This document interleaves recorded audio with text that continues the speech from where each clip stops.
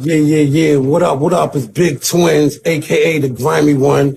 Y'all know the Mobb Deep infamous clique. Yo, check it out, man. I want y'all to tap in to Cigar Talk Toronto, man.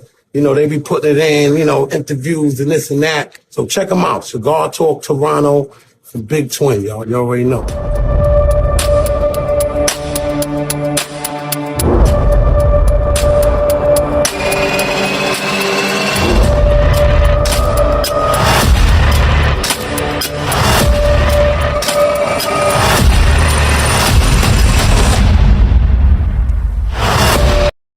All right, welcome back to another episode of Cigar Talk Toronto, and we are on the Block 105. Shout out to all the listeners out there. And if you want to catch the video version and the extended version of this episode, make sure to head over to our YouTube channel, Cigar Talk _ Toronto, and you can catch the video and extended version there. And with that being said, we got a really interesting, we'll call it, episode for you today because we got an amazing woman with us tonight. Not only is she a United States Army vet, she's an actress, a writer, a public speaker, a nurse, a receiver of stem cell, and she's got a crazy and amazing story to tell. So without further ado, we got Mindy Dougherty with us tonight. Welcome, Mindy. Hi, thank you so much for having me. How's your after? It's evening for us, but afternoon for you. How's your day been going? So far it's been really well. The weather here is kind of nutty. I told my physical therapist, I'm like, I think we're having like a bipolar weather moment because the other day it was like hail, snow, freezing, gray, and then the sun came out. I'm like, how do we have all this in one day? I'm not sure. Guess it just couldn't It's figure out like what it wanted to be.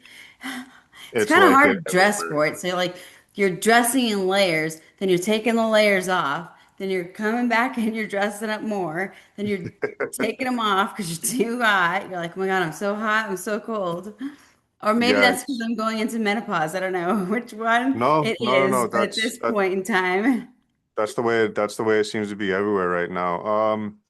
So I'm gonna light up my cigar here, Croatian Mafia Cigars Consigliere. I'm gonna pour myself a drink, and if you can further elaborate, because we were just discussing before we went on air here about your work right now you're doing with men and women that have been involved in sex trafficking. Yeah, so I was invited by a friend named Willie and then a couple other people that were in a separate different group. And the first portion of the groups were military veterans who had been not sex trafficked, but they had been assaulted either while they were in the military or at the VA hospitals or different sections of the military, basically. And so what I did to back up a little bit, I was bedbound for almost 4 years because of what happened at the VA. I started off with a bilateral ankle fracture, tibia and fibula fracture in my left leg, and the oh so lovely VA. I call it no care sometimes because it's just depending on where you're going. Like some people say it's been a lot better. I try to stay away as much as possible and go to civilian hospitals Okay. and or local hospitals, if you will. And so basically I was tortured for 4 straight months, if you want to like kind of push it all into one. And that was a very long process. I'd never realized 4 months could last so long. But it left me bedbound for 3 years and 8 months with my left leg poked up all the way above my eyes. Otherwise, anytime I bring it down, basically my leg would start to swell, almost like an elephant's leg, about like this size. And then it would turn red and purple and burn. I have a condition called chronic regional pain syndrome, Okay. and it's called CRPS, and it's one of the worst levels of pain that you can actually get. And I don't say this to create any pity whatsoever because my book that I've written, it's called Resilient Warrior, and it's my autobiography, and it goes through like my whole lifehood, and so available in over 17 countries, and I had dedicated it to the Vikings because in 2014, I met some people that were on that show and they were extras, but they really taught me how to love myself and begin to open up to other people and trust again. And they're in Yeah. Ireland. So it was kind of amazing, an amazing process. I mean, I'd love to go to Ireland one day, and I'd actually like to meet Conor McGregor. He's a UFC Okay. fighter, very well known, has his own cigars as well. Yep. And God, he's such an amazing fighter. But I really want to go to Ireland to meet, both the people that are part of the Vikings, Game of Thrones, How to Train Your Dragon 1 and 2. I have a friend of mine that's in those, and then Blood Axe that's coming out soon on Amazon Prime, I think. But I also am working with a group of women right now who have either been sex trafficked or human trafficked, and one of Okay. them was basically in a cult, and her family sold her. And Oh so wow. what we've been doing is I kind of teamed up with a few different police departments for the children. And that's when I wrote this book called A Dragon's Voice, which is also available on Amazon. And what this one is about is there's four different lessons. One is what I do has an effect on me and other people around me. The second one is basically don't steal. The third one is how can we create a win-win situation? But the most important one, which is the fourth lesson, is how to use your intuition. And that opens Okay. up basically a conversation for parents to basically teach their children like we don't take our clothes off in front of people we don't know. We Hmm. don't take pictures naked. We don't allow other people to say, "Hey, I'm searching for my puppies. You want to come find them with me?" Or take candy from people that you don't know. All the things that you would that I was taught when I was very young, but I think sometimes it has gone by the wayside and we need to reteach that and re help kids understand because it's been such a long time since we've actually kind of regrouped since this new AI generation, which is mind-boggling to me. But Well, I basically, mean, what I wanted to do is bring this book into the police departments so yeah. that the children can have their nervous system calm down when they get picked up, so they have something to read or something to do. And then with this, the police officers can open up an invitation for an interview to discuss like so what happened. They'll be able to read this story and then they'll be able to interpret some of these stories and reference them so that they can help the children understand or even kind of not guide them because I don't want them to change their story. But basically, what I want them to be able to do is to help calm their nervous system down so they can talk to the police officers so that they Yeah. can basically let them know their story. Or after they're done being interviewed, they have something to read and it calms their nervous system again. Because sometimes they're left, in a section where there's not really much for them to do but think. And Yeah. when there's a lot of trauma, that's like the last thing you want to do is think. And they're scared. So I wanted to kind of bring the books, and I just recently got this into the Alabama Sex Trafficking and Child Safety Alliance, which I'm super excited about, along with the Okay. police departments and stuff. So I'm trying to get these books circulated in as many states as I possibly can, family advocacy centers, police departments, anywhere that we can help people help understand like trauma, what they can do through trauma. I'm an incest survivor as well, was gang raped at Okay. 10. My brother's friends decided they wanted to have a little more fun than I wanted. And then I went into the military and at the VA hospital, there were some things that happened as well that I disclosed in my book. And so it seems like I have had a lifetime of different types of trauma. And so I feel like sometimes there are things that happen to us in our lifetime that we never know what's going to happen in the future and what it's for. There was Yeah. often times that I'd be in my bed going, what is this all, what happened? Like, what in the world created this so that I can never do it again? And then I Yeah. realized that through all of this kind of mess, if you will, I've been able to help so many other people that had I given up, because there were so many times where I literally, honestly, genuinely wanted somebody to put a bullet in my head because the pain was so bad. I mean, it was like burning from my left foot all the way up my spinal cord into my brain. And there were days that would go on and on and on where I wasn't really getting much food, I wasn't getting much sleep. Things were happening at a rate that I couldn't comprehend.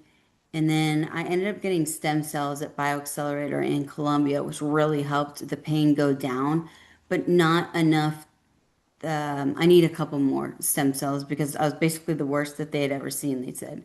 And so I figured also that if I made this big turnaround, if I was bedbound for that long, went into a wheelchair, and now I can walk, and now Yeah. I have a better understanding of what people were saying, then maybe I could be an inspiration to those who are ready to give up or want to give up. And just before they want to give up, I can maybe, and I use this analogy, let me bring my hand down to you and pull you Yeah. halfway. If you meet me halfway, I'll bring my arm to you. I just need you to grab my hand or hold on so that I can pull you out.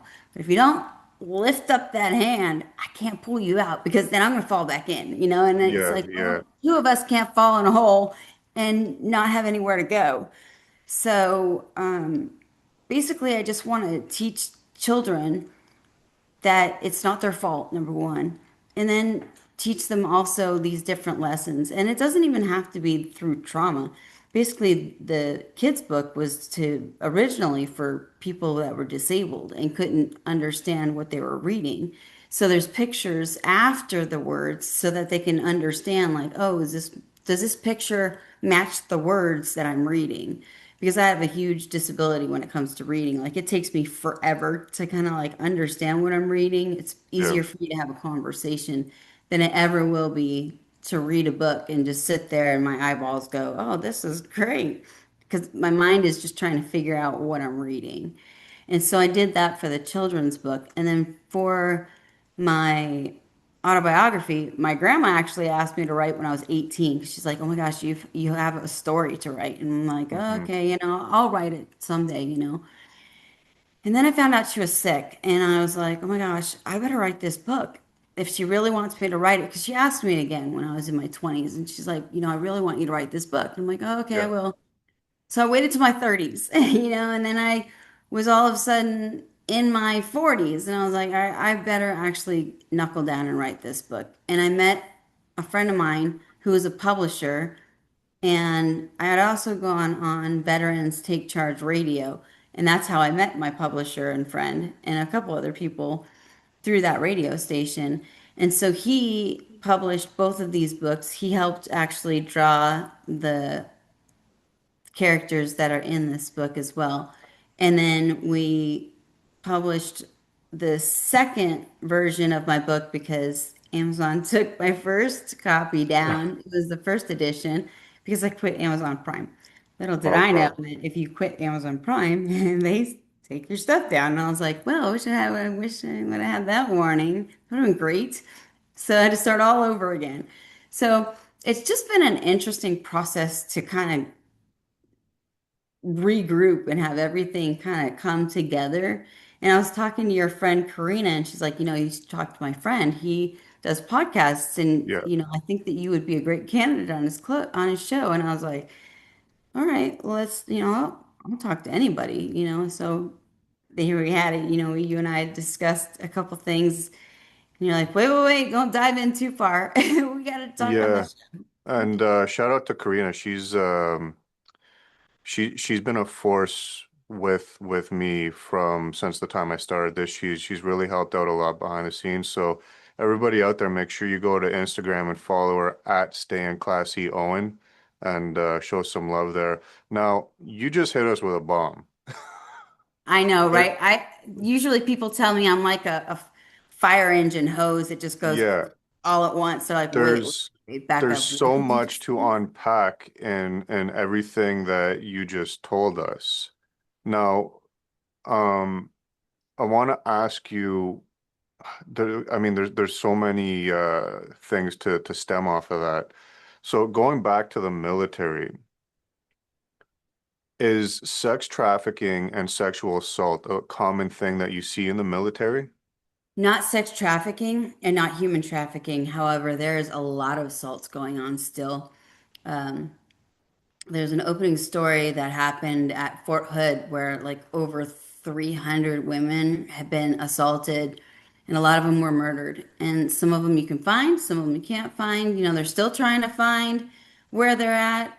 And so a couple friends of mine that are veterans, we wanted to get together and tell our story. And we wanted to show people what was really happening because I think that there's just such a hushed society that when you Yeah. tell, you have to understand too in the military, you're kind of not supposed to say anything basically. No matter how much stuff you've gone through, there's kind of this written code that if you say something, you better be ready for the consequences, which Yeah. I wasn't ready for the consequences that I personally got at the VA hospital. However, I knew the moment that I opened my mouth that there was going to be trouble. I waited until I got out of the military, but my friends were trying to report their stuff while they were in the military. And it got really sticky and really, really ugly real fast for them. And what I mean by that is when I say you cannot tell, you genuinely cannot tell. You have to keep your mouth shut. Yeah. Otherwise, you end up getting either beat up or little parties for you or establishments that basically help you understand real quick that you shouldn't have told. And Mm. so it's been like this good old boy system for so long that it's really hard for anybody to speak up, whether you're a man or a woman. Yeah. I thought it was a lot of women, right? I thought, maybe 90% of the people would be women. Little did I know that when I got out and I was helping other veterans, I mean, I've helped over at least over 100,000 veterans by now, try to get their service taken care of, trying to get their mental health taken care of, and also with their statuses and trying to get ratings higher and built up for them as well. And little did I know until a best friend of mine who recently passed away told me his story. And he was actually raped by three women. And at first it kind of boggled my mind. I was like, okay, so can you fill me in on like I don't need all the details. I just need to Hmm. know a little bit of like the context of it. And whatever you want to share with me is just gonna stay between you and I. I just need to understand. And he was really super, super angry with me because we were stationed in Germany together back in 1995. So from 95 to 97, we were stationed together. Okay. And Isaac, who's passed away, we lived in Germany for almost 2 years together. And then he went to the Iraq War after it had started again. And so what I realized through telling my story is he was so angry at me, but he wasn't really angry at me. So that's why I like to remind myself not to take really much personal because everybody's going through something and you never know what somebody's struggling with. What Yeah. I found out is he was angry at me only because he couldn't tell his story. And I was like, but you can tell your story. You're out now. It's Yeah. okay. He's like, no, you don't understand. If I tell my story, then there's these consequences and I have kids. And I'm like, so that's the difference between me and you guys. I have no children. I'm not married. I've never been married. For people that have gone through a lot of trauma, I think relationships, it depends on the person, right? And so I'm just speaking in general terms. For me, though, it's been hard to trust people in general. At first, it was hard for me to trust men. But then in 2014, with the things that had happened to me, it was hard to trust people in general because there were Yeah. women involved, there were men involved. My neighbor was a CIA who decided to tell all the people that like, oh, I don't know who she is. She's just, I don't know who she is, and that name doesn't make my memory this, that, the other. And I'm like, so I tried to call one day and I was like, what do you mean you don't remember me? I was your neighbor. And he's like, oh, I don't want to get involved. You can't call here anymore. Click. And I was like, okay, so they got to you too. Awesome. So the people that I had spoken to trying to get through, like trying to even figure out like what the heck all happened, you know? And I Yeah. go through my papers and I go through my records and I went through all that. And I had a friend of mine literally put a timeline on what things were, you know, when things were happening. And I had pictures. So it was kind of, thankfully, I had friends of mine who actually wanted to take pictures. Because at first I was like, oh, no, no, no, no. I don't want no pictures done. I don't want anything. They're like, you have bruises in areas that should not have bruises. We need to see, like, we need to take pictures so you have proof, number one. I was like, I don't know if I want this proof. Because in my mind, I knew what that meant. I was like, if I Yeah. have proof, that means that they're going to come for me and it's going to get worse. Yeah. So then I was like, you know what? What else do I have to lose? Like, what else? How much worse can this be? So I had them go ahead and take all the pictures that they wanted to from literally from like head to toe. And then in the inner portions of some of my legs, and then I lifted up my legs, and basically it was bruised from a lot of things And this was from assault on yourself while in at the the VA military. hospital in San Antonio, Okay. Texas. Wow. Yeah, and so I brought at one point I brought a friend of mine who was over like 250 pounds. I thought there's no way that I would get hurt if I brought him with me, you know, huge motorcycle rider, everything. Unfortunately, he wasn't familiar with the system. So, Yeah. as a civilian, he didn't know what to do. So, he's out there basically, he's sitting in the room and he's like, I can't, because I'd asked him later, like, why didn't you step in? Why didn't you help me? He's like, I didn't know what they were doing. I thought that this was all part of it. And the problem is, I have a sick pain threshold, literally, because every time that they would readjust my foot and slam it and shove it up, I had metal in my foot. They made it to where they looked like a hockey stick by the time it was done. And I had a metal screw come out and migrate all up my leg and have metal Oof. shavings from the x-ray all the way through my leg. And so he had told me I'd passed out like 5 times. And on the fifth time when I woke up, I looked at the doctor and I was like, are we done yet? And then I cursed at him and said some other things, which didn't help me later on either because that made it worse. Um, and so when I'd asked him, I said, well, why didn't you just ask him like what he's doing? He's like, Mindy, I didn't know what they were trying to do or, you know, what was happening to you. And he's like, had I known, of course I would have stepped in. And I'm like, no, you wouldn't have. That's just the problem, is that people think that they'll step in. And then when Yeah. they're like in that situation, they're like, uh, everything's turned upside down and what do I do? You know, so there's some people who think that's part of the protocol. Like these are the doctors, they're professionals. Like, why would they hurt anybody? The problem with that is the doctors blocked with anesthesia my bladder and not my foot. So basically they were doing surgery and I was screaming three double doors down and people can hear me and they're doing whatever they're trying to do. And then I had like scrapings in certain areas that you shouldn't for 3 straight days.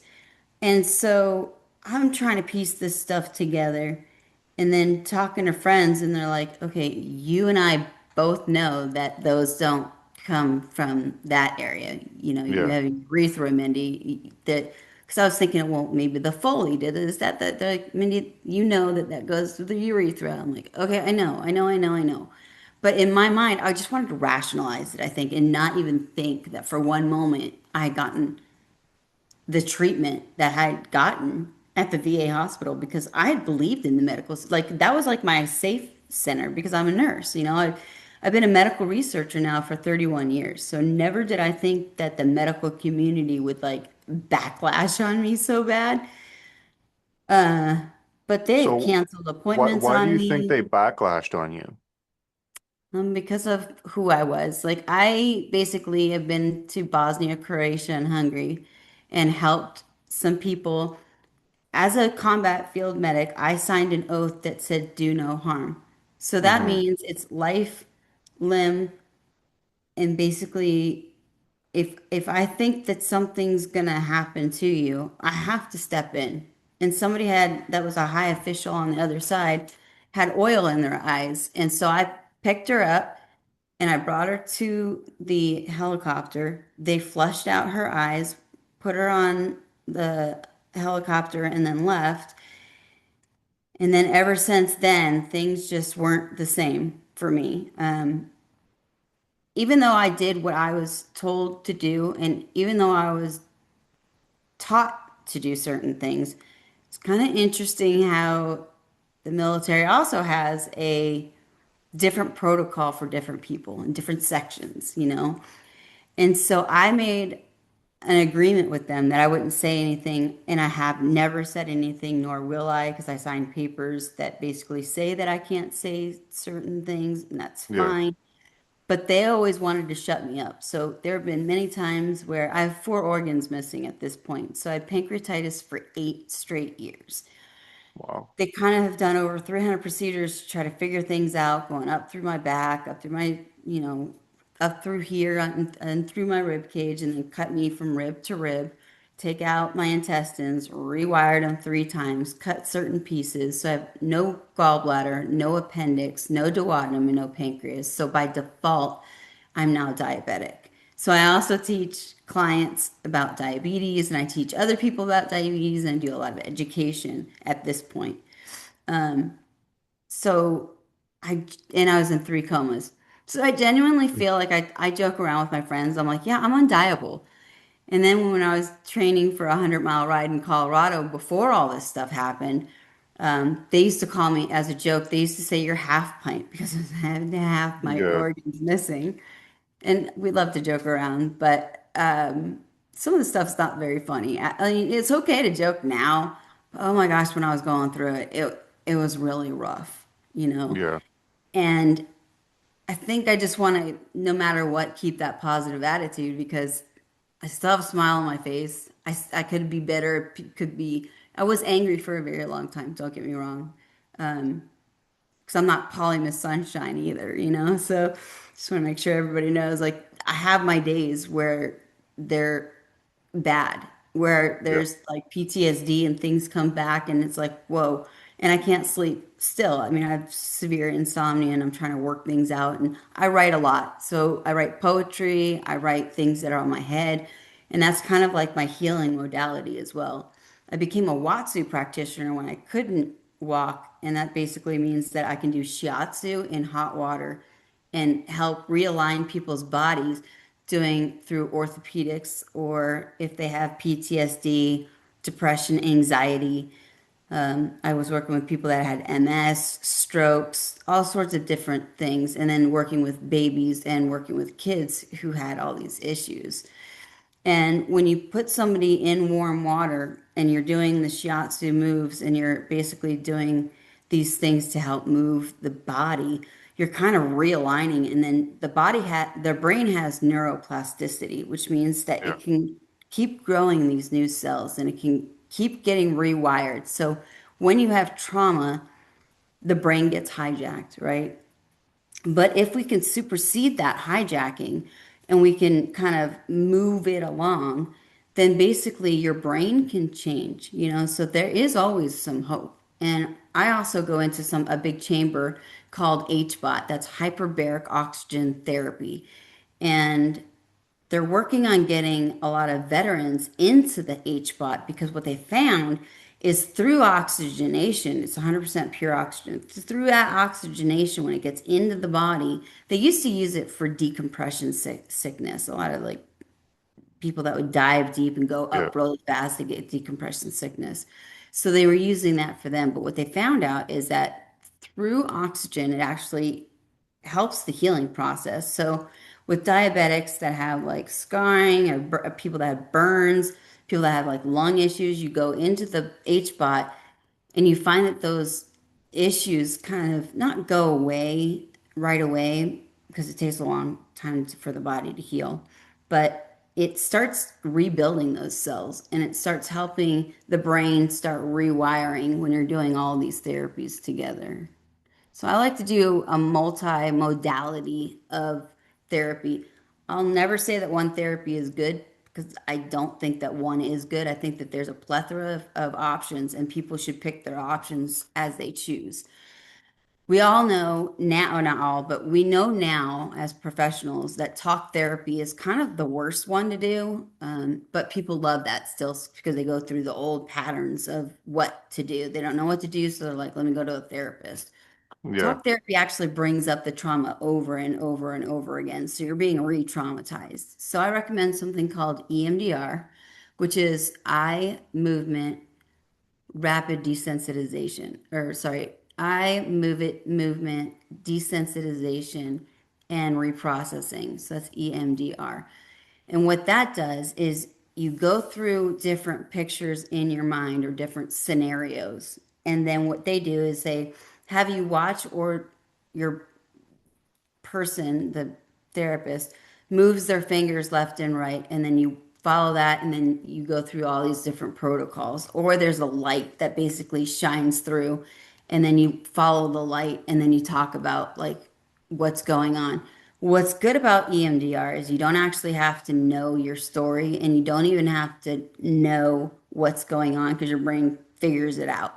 Through EMDR, basically, when you circle around it, you bring up one issue and then a whole Pandora's box opens. So I also let people know, hey, if you're ready to open up Pandora's box, be careful. Because sometimes with me personally, I couldn't shut that box down. Once I Yeah. started diving into deep therapy, I just wanted it over. I wanted to be able to like just have somewhat of a normal life, which I don't know what normal is anymore or anyways to anyone really. Everyone's got a story, everyone's got something going on. So I also like to tell my friends or anybody who's, got just a little bit of trauma because they're like, Jesus, how can I talk to you with all that trauma? Like my story is nothing compared to yours. And I'm like, I'm not here to compare. I'm not Yeah. here to make it right and I'm not here to make it wrong. I just want you to talk to me, so let's get you help and let you get through the system. And if you need, veterans help, I'll get you whatever resources I have, I want to give to you. Or whatever I can do to personally help you get through your journey, if you'll let me, I will do. And a lot of the things I do actually are for free. I've been helping veterans since like 1999. So it's been it's 2026. So 27 years is a long time. And I've been a medical researcher now for 31 years. So I've been in the medical field since I was 18 years old. It's been a very long road to get to where I'm at. But being a nurse for the state, I actually work with people with severe mental disabilities, and some of them can't talk at all, and some of them basically have like some tubes coming out, and I get to teach their caregivers how to take care of them, or diabetics, and I get to teach their caregivers again how to take care of these diabetics so that they don't die or go into comas because I had one little guy or big guy, he was going into comas like every other week, and they were like, Mindy, can you go help this guy? And I'm like, well, I can try, I don't know the situation, but I can try to figure out what's going on. And now he's got his blood sugars pretty much managed and handled. So I know that I make a difference, don't get me wrong, but I want to make a bigger difference, not like to sound cliche, because I'm not a very cliche person. I used to hate those novelty sayings or, go get a Hallmark card, is what Yeah. I would tell somebody. But what I really want to do is spread my story to as many people as I can. And when Karina and I were talking, I was letting her know I want to turn my book into a film or a mini series so that way I can genuinely say, hey, watch this and then we can talk about it, or watch this and I can teach you some things. And then I want to turn my children's book into like either a cartoon or a mini series as well, so that the kids have something to watch, so that if they can't read or they're having a problem understanding English, because, Spanish and Russian and German Yeah. and whatever languages you got can be interpreted, and then they can watch that, and then we can again decipher what's happening in the household, what's happening when they got trafficked, what happened to them to get them to where they're at right Yeah. now. And so, So, quick question for you. sure, I'm gonna say a couple things and let you just spin off of that. sure. So, no, number one, would you say that helping others has been therapeutic in helping you deal with your trauma. Number two, going back to your children's book, you say it's to help overcome trauma, but also it can help identify things before they happen and prevent trauma, especially in this modern day and age where I'm sure a lot of people would agree that the over-sexualization when it comes to children is increasing more and more daily. So Yeah, being especially able with these to, AI VR thingies that they've got. yeah, so being able to help children identify it before they get to that point of some type of assault or trauma, um, is huge, is very beneficial in terms of getting that outreach to as many police departments as you say, community centers, et cetera, et cetera. Right. So off of that, going back to helping others, is that therapy for yourself as well to help you deal with, cope with the trauma you've been through? Sure. At first, it wasn't. At first, it made things a lot worse, but I just wanted to keep diving into like what Mhm. was going on in my own head to basically help. I figured if I couldn't help myself, maybe I could help other people, and then maybe it would like trickle down somehow. Like can only help the brain so much at one point, and there's layers and layers and layers. So we're like onions, right? Yeah, And every time you do something in therapy, later on, it sometimes can come bite you in the butt. So sometimes you need therapy a little bit later on. And then you'll find out stories and you're like, oh God, I didn't deal with this. I thought, like sometimes I tell people, I thought I was therapized by now. But I have gone through different types of therapies, like equine therapy, which is, working with horses, and then working in gardens because I created a program called Feed My City, which was one seed, one plant, one garden at a time. And that meant that if you put your love into a plant and you have a plethora of food, then we could feed our community instead of being just self-centered. Because I find that when we are helping other people and trying to get other people to get our help, then basically if we're helping somebody else, it kind of tunes us out of what's going on in our lives, and to be of service is just what I wanted to be and just what I wanted to do. And then I found that there was so much joy that was coming from like when people would go to a therapist or they would come back to me and ask me certain things and I could help them in certain ways. Like I found that that helped me get through a lot of things and helped me understand what I was doing and where I was at as well. With the children's book, it's not just, for trauma. There's nothing even written in here about trauma. It just helps police officers open up that conversation so that they can say, hey, what happened? Or hey, let's talk about this. It's about a dragon and a frog, so they meet up and one creates chaos. Of course, there's got to be someone that's chaotic. And yeah, then one is like the helper. And so when they're going through this journey, basically, towards the end, they find out that they have more in common than they do not. And that's what I find that a lot of people love this little island of separateness. And if you really dive in super deep for a minute, just for a minute, bear with me. If you dive in really deep and you say, you know what? We all bottom line at the very end of the day just want to be seen, heard, loved, and accepted. yeah, If we bring those portions of it together, what would happen if we teach that at a children's level at that age so that they could grow up and get past their own trauma if they have trauma? And if they don't have trauma, maybe they can help other people that do have trauma. Because it takes a plethora of people to kind of I don't want somebody who's been completely traumatized to do my therapy. Would it yeah, help? Sometimes, but then sometimes not. I've seen a lot of people that go to the therapist that needs therapy. And it's like, well, this isn't going anywhere. And I've had a lot of therapists throughout my lifetime kind of get a little too attached to me.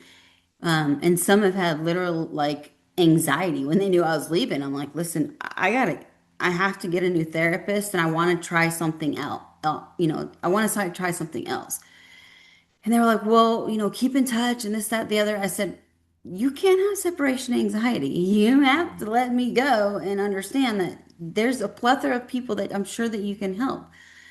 The thing is, I have such a crazy story that they kind of like got into my lifehood and wanted to know like what I was doing and when I would take these classes. I'm always into growing and expanding my lifehood. So, I mean, I've taken seminars back in 1999 that really opened up my Pandora's box, and it was self-improvement seminars basically. One was like 4 days long, another was seven. Then there was a retreat that was like a solo retreat for women, and that was 10 days. Another one was 14. And I still have friends that I went through those with back in 1999 and in 2000 and 2003 or 4. So, I mean, those friends have carried on all the way up until now, and they contact me. And what I know with writing these books is that I've definitely inspired people all over the world to write their own story. And why I like to say that is because, or why I like to impress upon is when people tell me I want to write a book, I actually encourage them, go ahead, do it. Go from the beginning because people ask, well, where do I start? Go from the beginning and go to the end, and then try to, figure out what you want to talk about. Write those chapters, and then individually in between those chapters, figure out what you really want people to understand. For me, I had no idea I was going to write this autobiography nor this children's book and have it be out because I thought I was just writing it for myself at first or Yeah. for my grandma. I was like, here's a gift for Grammy one Christmas, and and then it got published, and then people caught on to my story and they really wanted to know about it. And what impressed me the most is that people are still wanting to know more. And so they're like, when's your next book coming out? I'm like, what do you mean, when's my next book coming out? I wasn't thinking about writing anymore. Like I already did a children's book, I already did this book. They're like, no, you need to write some more. I'm like, when the time is right, maybe I will, or maybe I won't. I genuinely figure though, if I could get on like a movie or a television series, it could help way more people than I could possibly even think about because they could watch it and Yeah. then we could reprocess it and even help them understand. Like, you don't have to go through as much. I never want anybody to even go through a quarter of an ounce of what I've gone through in my lifehood. Many times, the people that would be doing my therapy, they're like, I don't understand how you're not a drug addict. I don't understand how you're not completely off your mind, off the totes into the rockers. And I don't understand how you haven't been institutionalized. I'm like, I don't know. Maybe I got lucky. I just have had this strong mentality my whole life. I've been an athlete my whole life too. So I think that maybe helped as well. I was training for 100-mile ride when this thing happened. And I thought that I was going to bounce back off. Like I bounced back through all these, abdominal surgeries and I was still racing. So I was like, oh, okay, I can still run. I can still do this. It never happened after this. After this happened, it was being bedbound for so long, your brain rewires and it remembers, like it just kind of takes its own toll and it takes its own little road and avenue. And so I think once you're an athlete in your mind and you want to get that back. Basically, your mind is so powerful that I tell people when they're meditating or if they take a walk, because I wasn't a great meditator, but I was invited to a New York Buddhist temple and I was raised Southern Baptist. So that was like the wrong thing to do. Then when my Yeah. family found out, they like went off the pages. They were like, well, this, that, the other. I'm like, okay, whatever. So I went anyways, and I stayed there for a week. And the Buddhist monk taught me how to do walking meditations because I wasn't a good sitter before all this stuff happened in 2014. I was up, out, working my butt off. I didn't like to sit still. I liked to travel. I wanted to be everywhere and anywhere. I was never in one place for more than 6 months to a year. I would, pop out. I wouldn't even unpack my boxes because I was like, why unpack? I'm just going to leave. And so when this happened, it also taught me to stick in one spot. Like I've been in Oregon now since 2014, and I can't imagine leaving. Like this is my forever home. And I can imagine going somewhere else and possibly having another home, but I can never imagine leaving this as my permanent home. Yeah. And so, what I want to impress upon too is that whatever your mind is thinking, or if you're needing it to dive into something deep, try to bring your mind, try to write it out if you can. And if that's too stimulating, go into your mind, close your eyes, or if you can't close your eyes, because some people can't because of their trauma, if they can't go in the dark, do it during the day. People feel safer in different times depending on what their trauma was about. So I say, close your eyes or open your eyes, keep your eyes open, and either walk it out or write it out or close your eyes and go into a place where you're literally thinking about what you want. You don't want to think about what you don't want because your subconscious mind never knows the difference between being conscious and unconscious. So you basically think about everything you want in your life and you start playing those as movies in your mind until you get that result. And you never want to look at the negative results because then you bring negativity into that realm or you start to bring things that are not conducive to what you want, if that makes Yeah. sense. So if I'm thinking about, when I was thinking about writing this book and doing all these other things, little did I know that the universe was going to open up. I mean, doing independent filming, doing voiceovers, and all this other stuff. I didn't think that I would ever be able to do that. I thought that was for everybody else but me. And Yeah. then I was invited to some of these things that I'm doing now, and I found it fun. A friend of mine invited me to an improv class. And I was like, what is improv? She's like, Mindy, you're really angry, and this could help you with more emotions than just anger. And I'm like, all right. So I tried it out, and it was really, really fun. And I was like, oh my gosh, I can actually have fun with this, because you can go through all the emotions without any consequences. And that's what was really Yeah. fun for me. It was like, I can blow up, I can cry, I can do all these different things, or I can laugh my ass off with a bunch of friends of mine and we can still have fun at the end of the day. And so that's when I started exploring, independent filming, and people have asked me to do their voiceovers for a couple films, and I've done a couple in the UK, one in Australia, another one is going to be in England, one in Germany, and then I have another one coming up in a different country that I can't think of right this minute because I just signed the paperwork Okay. yesterday. And so Uh, it's hard to kind of keep up. And I don't keep up because I'm like, what's the next thing that I'm doing? Because if I keep looking back, there's nowhere to go. When we're yeah. looking back, we're going to have depression. When we're looking forward, we're going to have anxiety. So the best thing that we can genuinely do at this point is to really stay present in this moment. And if you can stay present in this moment, then you really start to figure out your brain and body start to align when you go, what is happening now? If I get too far in the future, my stomach starts to hurt, my heart starts to beat faster, and that's that anxiety, you know. And Eckhart Tolle wrote this book called The Power of Now. And what I read about that was in this moment, if you keep now present, then that's where, you get better sustainability. Gavin DeBecker wrote this book called The Gift of Fear.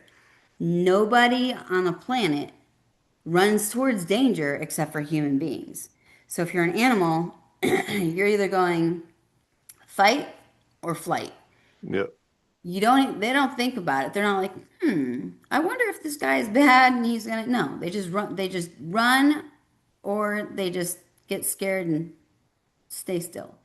So if you're doing fight or flight, if they're running or if they're fighting, if they're coming toward you, then there's two options, right? So Gavin DeBecker says when you have that intuition about you, when you're out in town, this goes for men, women, children, everybody. When you're out and about and somebody kind of like comes up the stairwell or comes up toward you and you get this like feeling in your stomach where you're like, that's off. Like, why did he ask me that question? Or why is this guy following me? Or, certain things that just come to your intuition that makes you kind of feel off. Leave. Always leave. He said Yeah. the problem with that is nobody wants to listen to their intuition because they break it down and try to be nice. He said, we're too nice too many times. They have to be right one time. You know, you could be wrong many, many, many times, but you don't have to rationalize why you're leaving the situation. Just leave and just follow your intuition no matter what. It doesn't, you don't have to know the story of what happens. I learned the hard way. I definitely recommend listening to him. And what he said, importantly, the most important thing that I had gotten from that was everybody knew what the people that lived, obviously not the dead people, but people that did survive. He got to talk to them, and every single survivor said right before something happened, they felt something was off, or they were like, that's odd. They Yep. didn't take like a baseball bat to like hit him in the head. Sometimes it never does. Sometimes it's just a little whisper that's like, that was off, or Yep. I think I say that to me, or why is she doing this? Or that doesn't make sense. In those moments, just leave, basically is what he's keeping his repertoire was like, just leave the situation. If you're at a gas station, go inside the actual store and talk to the person.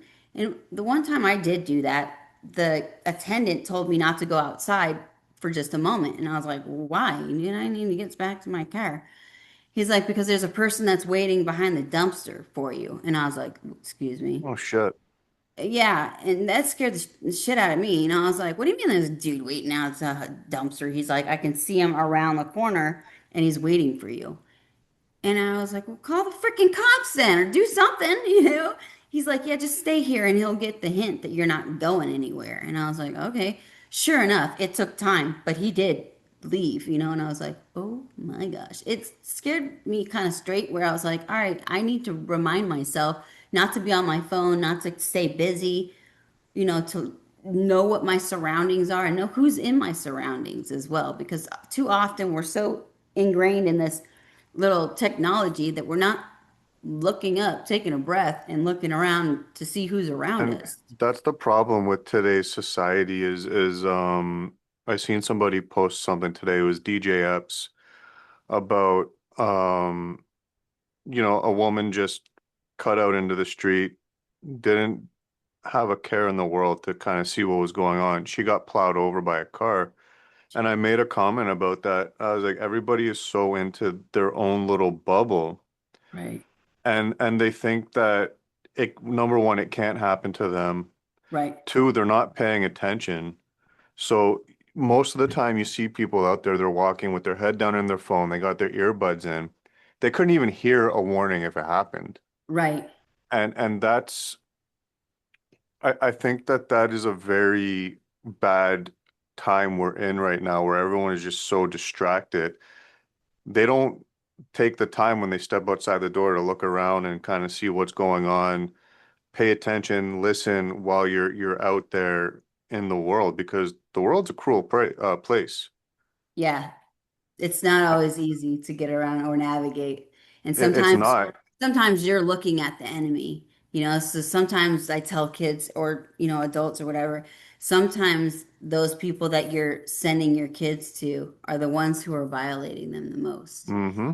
We're not in Yep. a safe environment all the time. And the people that when I was younger, sometimes I would call people like aunts and uncles and this, that. They always became family. The problem with that is that they called themselves family. And my mom's like guard would go down and they would do stuff to me. I had babysitters and people that I was calling my uncles or, hey, just sit on my lap and play horsey. So the reason I wrote this children's book, honestly, was it all had to do with examples that had happened to me in my lifetime.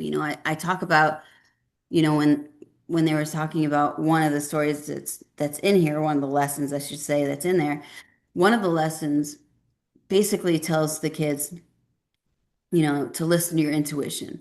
So if we're teaching the kids not to go off with, trying to find puppies, when I was 4, my friend got murdered and kidnapped. So we were sitting on the stairwell and this guy was like, help me find my puppies. And my mom, we watched America's Most Wanted when I was young. So my mom plowed that in my head, don't ever go with somebody when they would give you candy. She goes, I'll buy your candy. If they're looking for a puppy or whatever, you don't go. And I tried to tell her, like, don't go, don't do it. So the minute that she left, I went home and told my mom. And my mom, because I was so distraught, my mom brought me to a store. By the time we got back to home, there was a plethora of cops. And then she told me the story, like what had happened.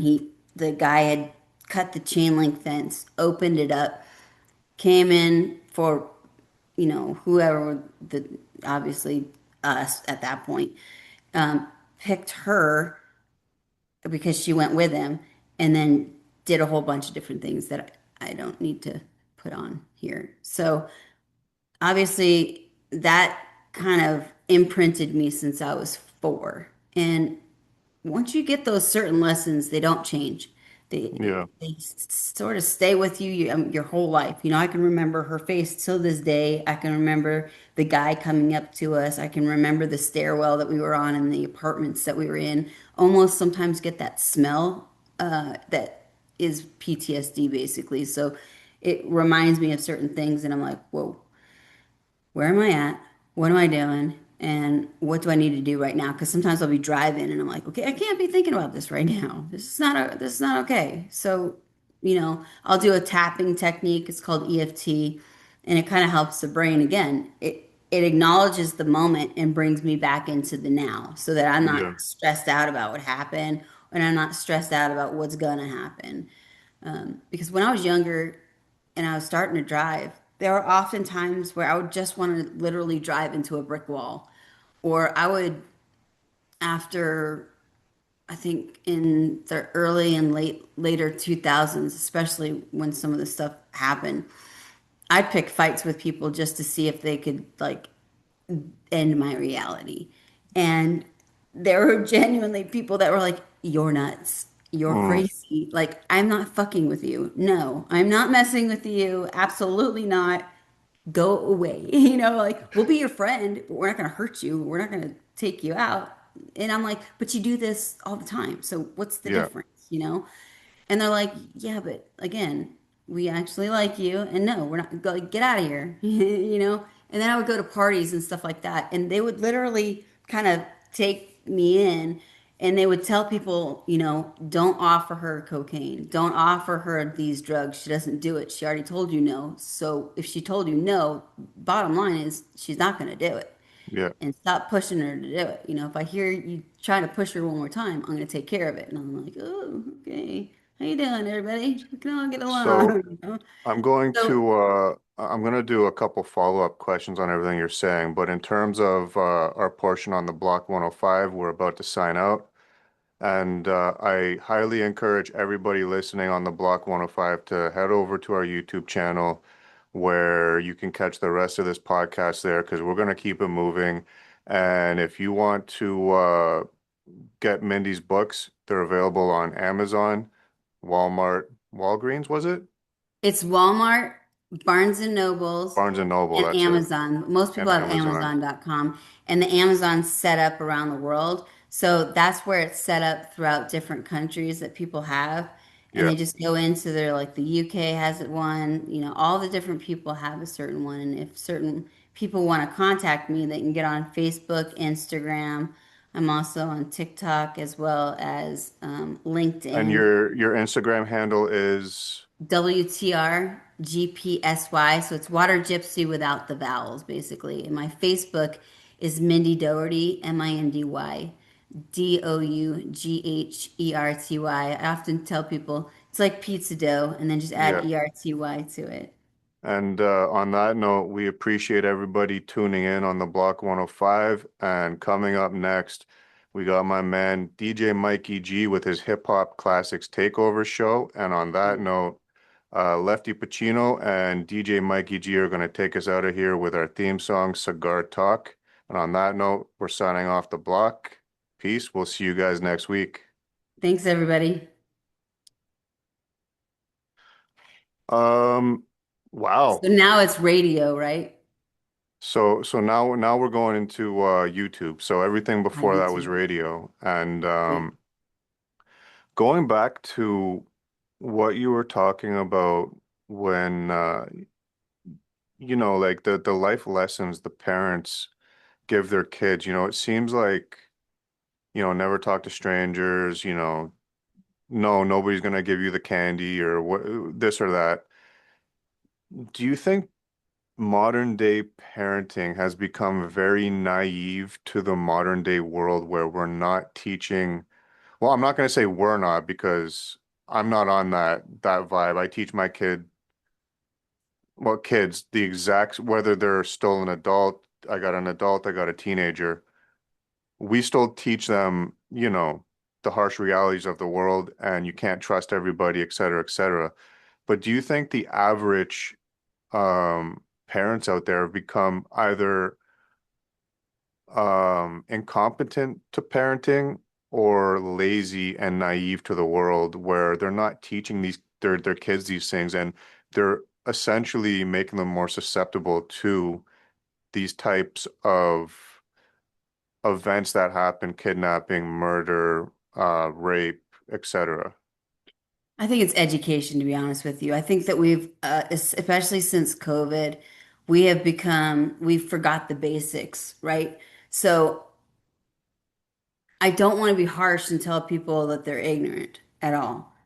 What I do want to open up a conversation for is educating your children and educating even not just your children, educating people around you.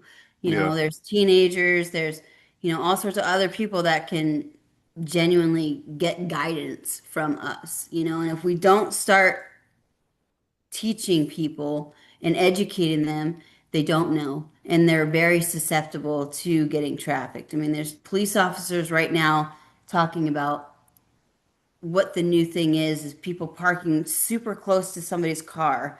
So they have to get stuck in these like ridges or they're going around the other side to try to get in and then they're getting snatched. Or they have this thing where something's getting left on the gas tanks or getting left on their car. And once they pull it, there's like stuff coming at their face or like fentanyl stuff going, even the basics of going into a bar, if you're old enough to cover your cup. And if you go to the hmm, bathroom, I don't care if it's only for 1 minute, you don't come back and get your drink unless you've seen the bartender pouring a new drink because yep, GHB and all these other drugs that they have now and all these concoctions and mixtures that they're doing, it only takes 1 second. And a matter of fact, I was just speaking to somebody about 2 weeks ago, and she had told me, she goes, I had something laced in my drink. She goes, I went to the bathroom, I came back, I thought my friend was watching my drink. Come to find out, she wasn't. And she said that the security guard told her like, "Oh yeah, I saw something." I'm like, "Why didn't he do like I don't understand this. Why wouldn't he do something about this?" yeah, People are in such la la land, that they don't take the lead sometimes, and so that's why I just like to say education, instead of making it so harsh to be like, oh, you're being lazy, you're not teaching somebody, because then people won't hear my intentions. If I start degrading somebody, they're not going to want to hear what I have to say. They're going to yeah, like bump you. Who do you think you are judging me? So I try not to be judgmental. There are times where I am, and I have to remind myself, like, hey, you were taught these certain things. The only reason that you know it is because you were taught it, but you were ignorant at one point too. So I need to take that responsibility and say, now that I know, because ignorance, people are like, God, that's not such a nasty word. No, it's not. It just means you don't know. And then when you yeah, know, then you can figure things out the way that you want to, or you can rear your children the way that you want to and teach them what you want to. Um, but I think the most important thing is education and getting people the knowledge and getting them aware again. So, I mean, if I could get my like movie or get the book and turn into a movie, think of how much teaching I could do then, or even the children's book into a mini series. So then I can go out and outreaches and go into different um, colleges, and that's what I was doing right before COVID happened. I was going to the high schools and teaching and talking to the high school kids. And I was supposed to have my book launch right the day after COVID hit. And I was like, oh, great. So everything got shot to squat that way. yeah, Everything kind of, nothing happened after that for a while.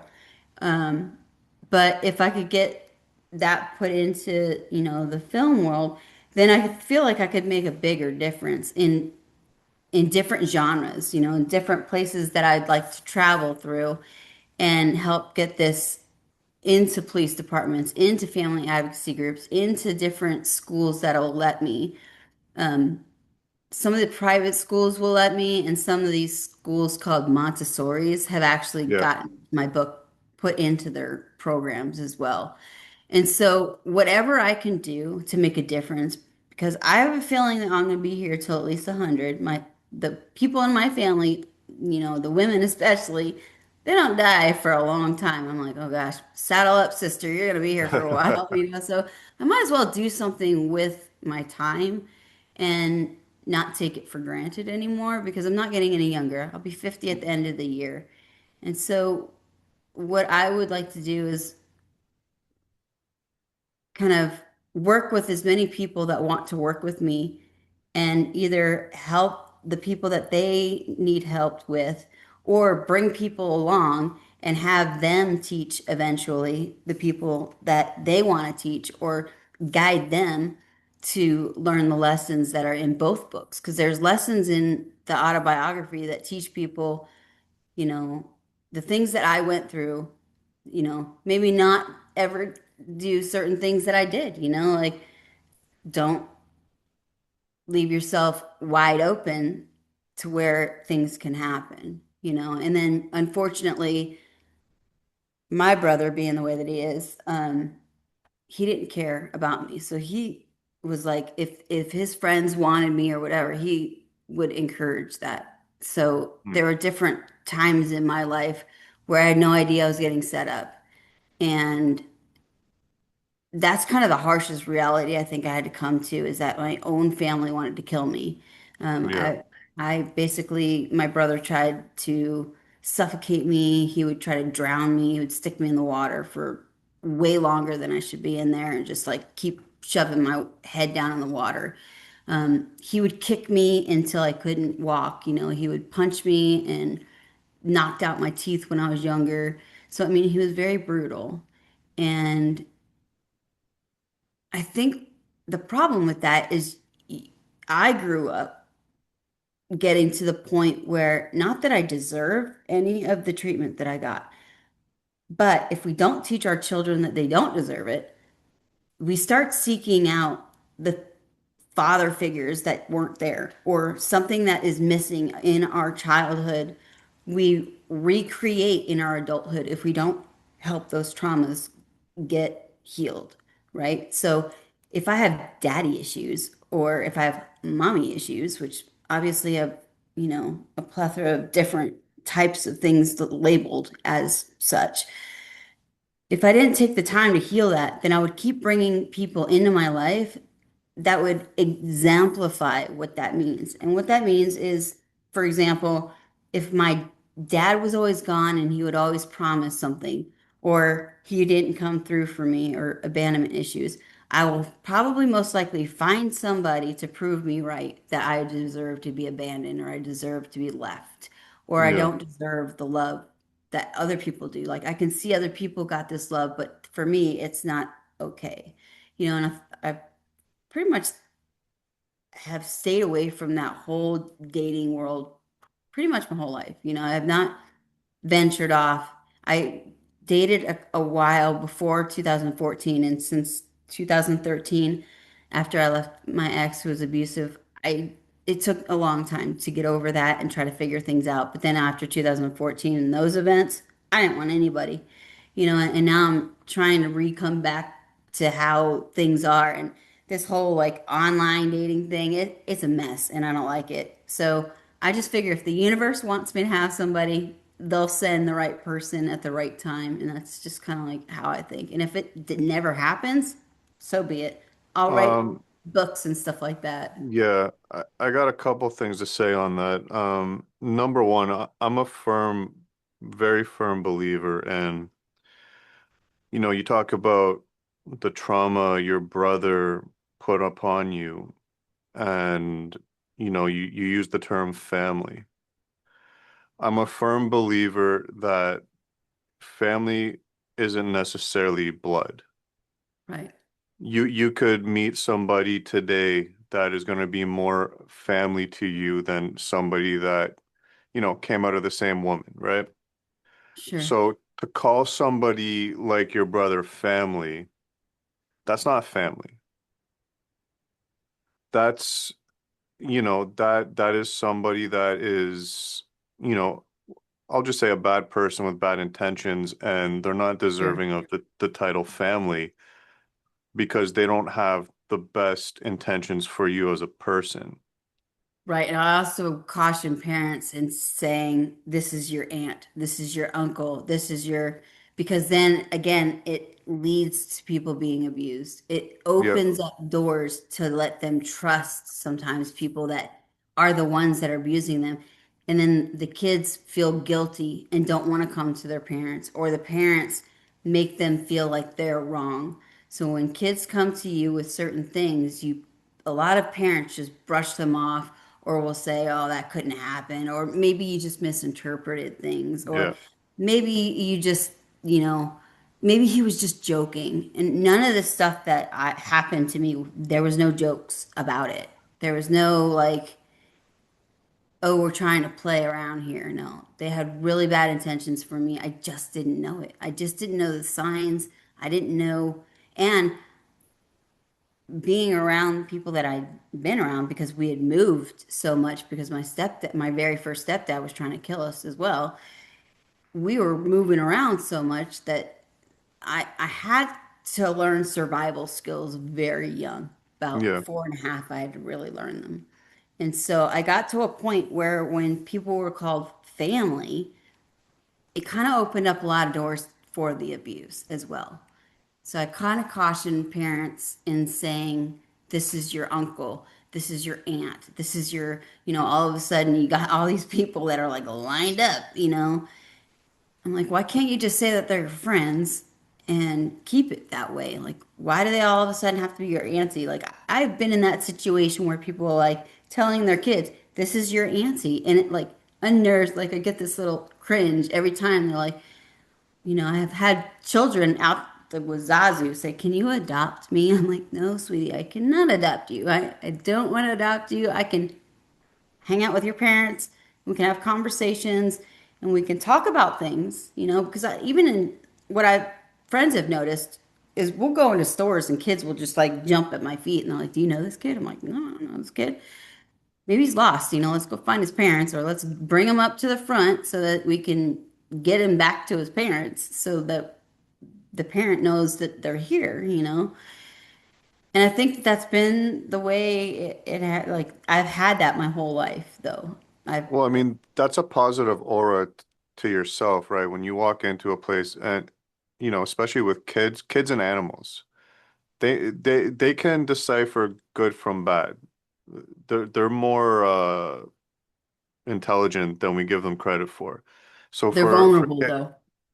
yeah, there's that.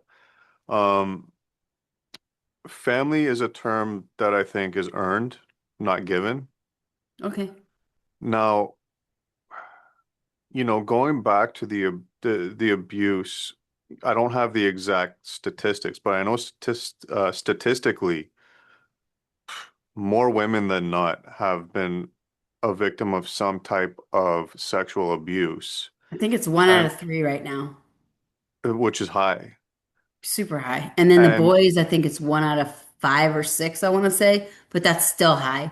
and a It's lot of just them come boys turn from, into men and they get embarrassed and don't want to tell their story. but a lot of them come from the abuse comes from quote unquote family. Right.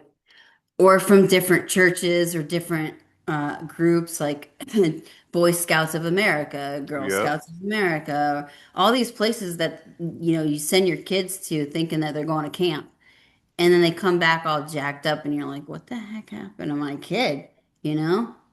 So that again opens up a time for conversations. And I would love to implore these parents to just let their children speak to them without the judgment and without the, Yeah. "Okay, kid, get out of my office," or "Okay, this is enough," or you're just creating stories for attention, like sometimes they're not. No. Yes, kids want attention all the time. Don't get me wrong. A lot of them do. But you have to clue into when they're starting to say something that doesn't make sense. It's like, wait, wait, wait. Who did what? What were you playing? And what were you doing? Because for me, even when I was younger, like I didn't know that you weren't supposed to allow people to not take pictures of you in the bathtub. I didn't know certain things like you weren't supposed to take off. I knew it later on, and I didn't like it. Didn't I didn't comprehend everything that like people were trying to do to me in different times of my life. Yeah. Just because my brother had done so much stuff to me. I mean, he would take a screwdriver and undo the lock every time I was in the bathroom. So the bathroom never was safe for me. So I never had any safe zones in my house. He always figured a way out to get in. He broke into things. He stole everybody's stuff. He went to Chino prison. He's gone to a couple other different prisons. He, was in there for, terroristic threats, which AKA means that he told somebody he was going to kill him and had those threats too for, the woman that he was dating. So, I mean, he doesn't have a great track record, let's just say that. So I grew up in that environment. So I just didn't know any different. And when you don't know any different, you kind of seek out that same likeness. Like when men would be super nice to me, it would scare me. Because Hmm. I was like, what is this? Like what I know being beat, I know being yelled at, I know being cursed at, I know being left out and not wanted. But when you throw in the whole love thing, like I had to tell my friends, it took them a long time, and bless them because I'm like, dude, you really do love me because you're still around.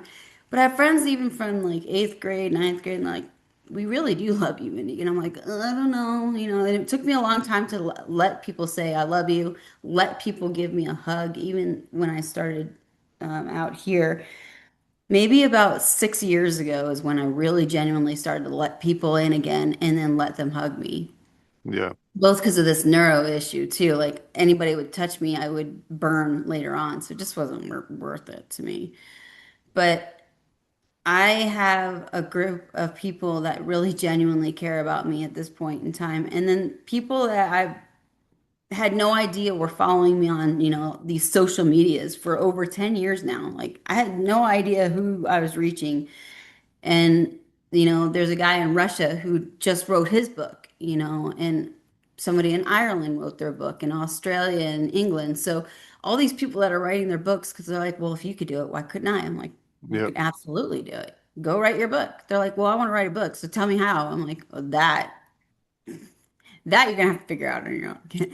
I can't take the time to do that because that would take, what I'm doing now and defer and kind of mess my path up. I can help you a little bit, but I can't write your book for you. It's like writing songs and poetry. I can't Yeah. write it for you, but I can write it for myself. Like when things get me mad or get me energized or get me like angry, that's when I really write poetry, and people are like, oh crap, who pissed you off this time? They're like, if I ever get you mad, don't like just tell me because I don't want to be written about because I know now like I just start like Eminem in it. I'm like I'm gonna Eminem you if you don't knock it off. Yeah. And I joke a lot at this point in time because it's kind of like also a distraction for me. And sometimes we use jokes as a dark humor. A lot of military people you'll notice, or police officers or firefighters, and we use that so that we're taking that trauma off of our load, to kind of like end the day or get through our day. Because there's a lot of firefighters right now that are unfortunately dealing with so much PTSD they don't even know what to do. And same thing with cops, when people start bashing them, I'm like, don't bash cops in front of me, dude. This is not okay with me. Don't bash people that are trying to help us. There's a bad seed in every Yeah. department and Yeah. everywhere. You can pick politics, you can pick religion, you can pick high schools, colleges. doctors. I mean, the plethora. We can go any which route we want to. And then we have these people that are doing this. I don't know if we should dive into this subject, but changing their look, shall we say, to go Mm-hmm. into certain areas to basically become predators for your Yeah, children and yeah, for yeah, women, which becomes dangerous to me, and it's like, why don't we educate people on what to look for, what signs to look for, what things to clue in on, how to profile people? Why don't we teach that instead of arguing back and forth between left and right? Like, I'm independent and I will yeah, stay this way my whole life. So if something doesn't sound right, I'm going to let you know, yeah, or I'm going to walk away because that's just the best thing for me. And I'm going to do what fits me at this point in time, since at this point in time, almost being 50 years old, I'm an adult, like, I want to adult myself, like they call it adulting or whatever. We all have choices. And through those choices that we make, we get to deal with those consequences. Sometimes they're great consequences, but oftentimes they can be bad consequences as well. yeah, And I think that through everything that I have been through, I've learned so many different lessons that I think that's why I was put on this earth, maybe, is to go through these experiences so that I can help a whole plethora of different types of people. I remember when I was younger, I didn't have like one set of friends. I would have like the jocks and the yeah, metalheads and the people that didn't fit in and the goth and the punk rocks. And like, there was never a group that I like would only, there's some people that will just stick to their group or just stick to their yeah, people. I found for myself personally, I would seek out other different people. And then my birthdays, when I was in the military, I would invite all these people and everybody would be in their like little corners, like different groups, and I was like, okay, everybody come together, at least yeah, meet somebody in a new group. Do me that favor. And if you don't like each other, you can go back to your groups. But just please do me a favor and everybody come together for just a moment, 2 minutes, and then you can go back. And I would find that once they got together, there was more likeness than there was yeah. separateness. There was more There's things that definitely they were actually more. like, oh my gosh, you're just like me, So it's like Yeah. warming up the water for them, jump in, buddy. And I think if we take the time to have conversations with people, you find out, it doesn't matter about your religion, the color of your skin. You could be like you say, a jock, a goth, a this, a that. We have more in common with people as human beings than we don't have in common, right? Right.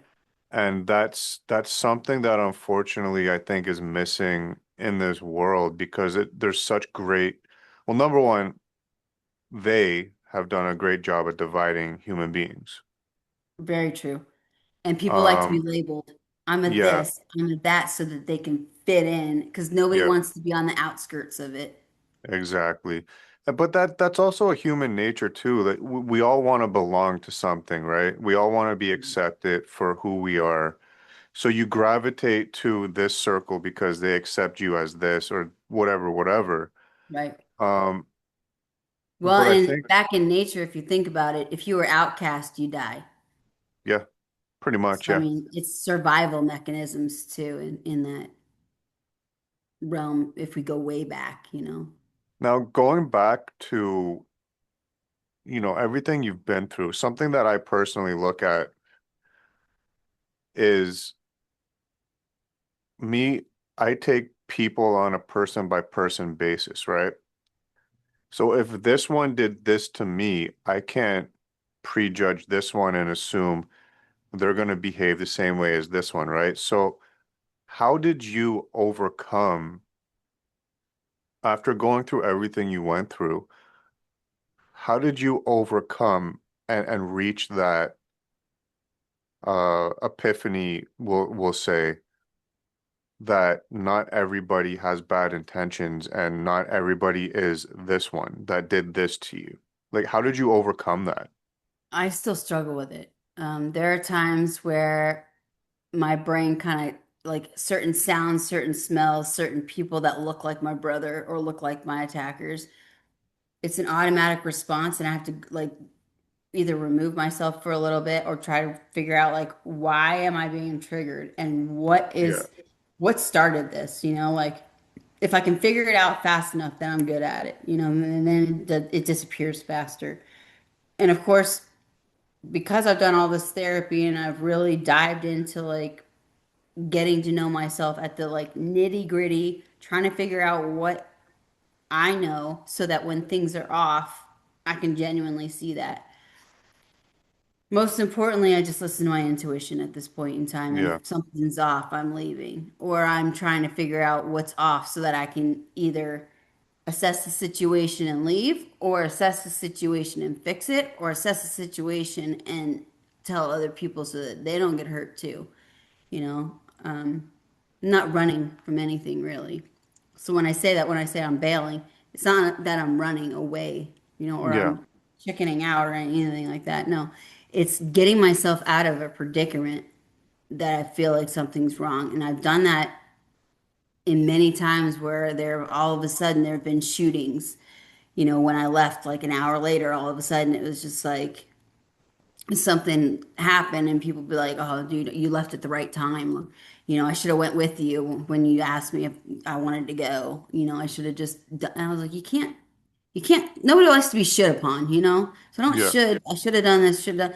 Just look at it, And next time, if you're in this situation, maybe take a step back and try to figure out what's going on, what you're being triggered for, and then leave. But if I find there's different mechanisms also that you can look at and different styles of personalities, right? And then there's just some people that are really, really good at faking it. Yeah. Not many people can fake it for too long. And if you're a liar, people will genuinely know at some point in time, like it eventually will come out in the waters somewhere, somehow, at some point. You might get over on me still, you know. But I really attempt at this point in time not even to, I don't like the word give people the benefit of the doubt. I don't. I genuinely do not give anybody the benefit of the doubt because for me, you earn respect. I Yeah. don't want to just be given. I don't even want it. I want this even on myself in that whole playing field because then I know I've earned your respect and I didn't have to do something to get it, if that makes sense. Yep. My whole life I had to do something in order for somebody to do something for me. It was always, if you do this for me, then I'll do this for you. If you do, and it was always, I had to always do a shit ton more to get what I wanted or get what I needed with my family than I would ever get in return. Or I had more people who would bail out on me that were so-called family, like my dad and stuff like that. He would be like, "Okay, I'm gonna pick you up," and then wouldn't pick me up. And we're gonna do this, and then we wouldn't do that, Or he'd be smoking weed, doing cocaine, and drinking tequila, and telling me we were gonna do something, and then he would yell at me, scream at me, and kick me out of the house. So it was like with that chaos as a child, you just kind of grow up and you're bound to be chaotic for a while, And I like to tell people as well to not be so hard on yourself if you've gone through trauma like this and if you've gone through some chaotic situations, it's gonna get sticky before it gets better. It's like chewing gum. Mm-hmm. You chew it for a while and then you spit it out, So you get into therapy for a little while. If it's not working for you, please go find something else. There's plethoras of neurolinguistics, which means that you're changing your brain, DBT, which means you're, going through different cycles of the trauma situation, EMDR, equine therapy, gardening, writing, singing, getting with different groups that are kind of aligned with what you like to do. I had many people tell me also that, oh, you should go out and, find a group that you like. For me, a lot of these groups want money. And I'm like, I don't want to Yeah. pay to hang out with you. That is for sure. Because that, again, puts me in a situation where I feel like, are you my friend because I'm paying you? Like, that ain't right. I don't want to hang out with you just because I've paid this little membership fee. Again, I want to earn the respect, and I want to know that somebody actually genuinely cares for me, and I don't have to give them anything. I don't have to do anything sexually to them. I don't have to buy them something, or I don't have to buy your friendship, you know? And I feel like the people that have stayed with me in my lifehood, they know I live by an integrity that's disgustingly sick. You know, like if I say I'm going to do something, come hell or high water, I'm doing it. You Yeah. know, there's not been a time where I've ever promised something that I have not delivered on. And I don't make very many promises for that very reason. And I was taught that at a very young age. You don't make promises you can't keep. Yep. They didn't listen to their own advice. I listened to my own advice, you know, like I listened to that when I was younger. And the stuff that they told me, it just seemed like I lived in hypocrisy all the time. In churches, I saw it. In my family, I completely saw it. And it was always do what I say, not as I do. And I don't live by that. I have a very honest lifehood and I like to keep it that way. So when people, I've literally had people tell me, Mindy, please just lie to me. You're like, no, tell me the truth. I'm like, I can't do that because then I'd have to remember that lie to keep it Yeah. going. And my brain doesn't work like that. You know, when things are off, my stomach starts to hurt. And I mean, there's been times where I've been right in the mid sentence and I'm like, wait, it didn't really happen that way. Hold on, let me go back. Let me back up a little bit and like retell you the situation, but what happened. Or sometimes my brain gets confused, and that's the thing with trauma is it rewires your brain so much that sometimes you literally are in chaos. So you don't even know how you're feeling in that moment when you do smell that scent that's coming back, and you're like, what? You know, for a while, I couldn't figure out why white vans were just stressing me out. Like anytime I would see a white van and I was parking, I would get nauseous. I would get like this turmoil and get this my heart racing. Well, I found out 6 years ago from a childhood friend who decided to throw her last bomb at me before I ended the friendship. So I was like, when things become toxic, I don't want you in my life. Mm-hmm. I understand a little bit of toxicity. Everybody's got it, don't get me wrong. But when you're throwing bombs and grenades at me constantly thinking that I'm just going to keep forgiving you, it doesn't work that way. So she told me that basically, again, my brother had me gang raped when I was 10. She was forced to go into this white van and watch four men do this to me. Wow. And she didn't tell me this until my stepfather died, and he died of cancer. He was a retired undercover FBI agent for over 30 years. And when he wanted to get out, the government told him, we want you back in. So whether you're retiring or not, we want you as a civilian. So then he worked as a civilian. So he didn't really get out. It's almost like you hear some people, you're not getting out of this one. You know, Yeah. it's like you get into this group and you're never leaving. So I kind of have had this lifehood where I've had to deal with certain consequences that weren't even mine. I had to deal with my brother's consequences. I had to deal with my family's consequences. You know, that there were certain people that had to leave my group or had to leave me as a friend because of who my family was. And that really sucked. I mean, the hurt became so large that I just moved because I was like, Yeah. this is just too much for me to deal with. My last name is giving me a bad rap, and I don't want to be associated with any of that. I'm not them. And that was the other thing. Like, even though when I talk to friends that I've been with that know the situation, that know my brother, they're like, dude, I don't know how you turned out the way that you did between your mom being this way, your dad being this way, and then your brother being fucking psychotic. And I'm like, I don't know, man. Certain eggs just make it out differently, you know, certain ones just decide that they're just gonna, you know, Yep.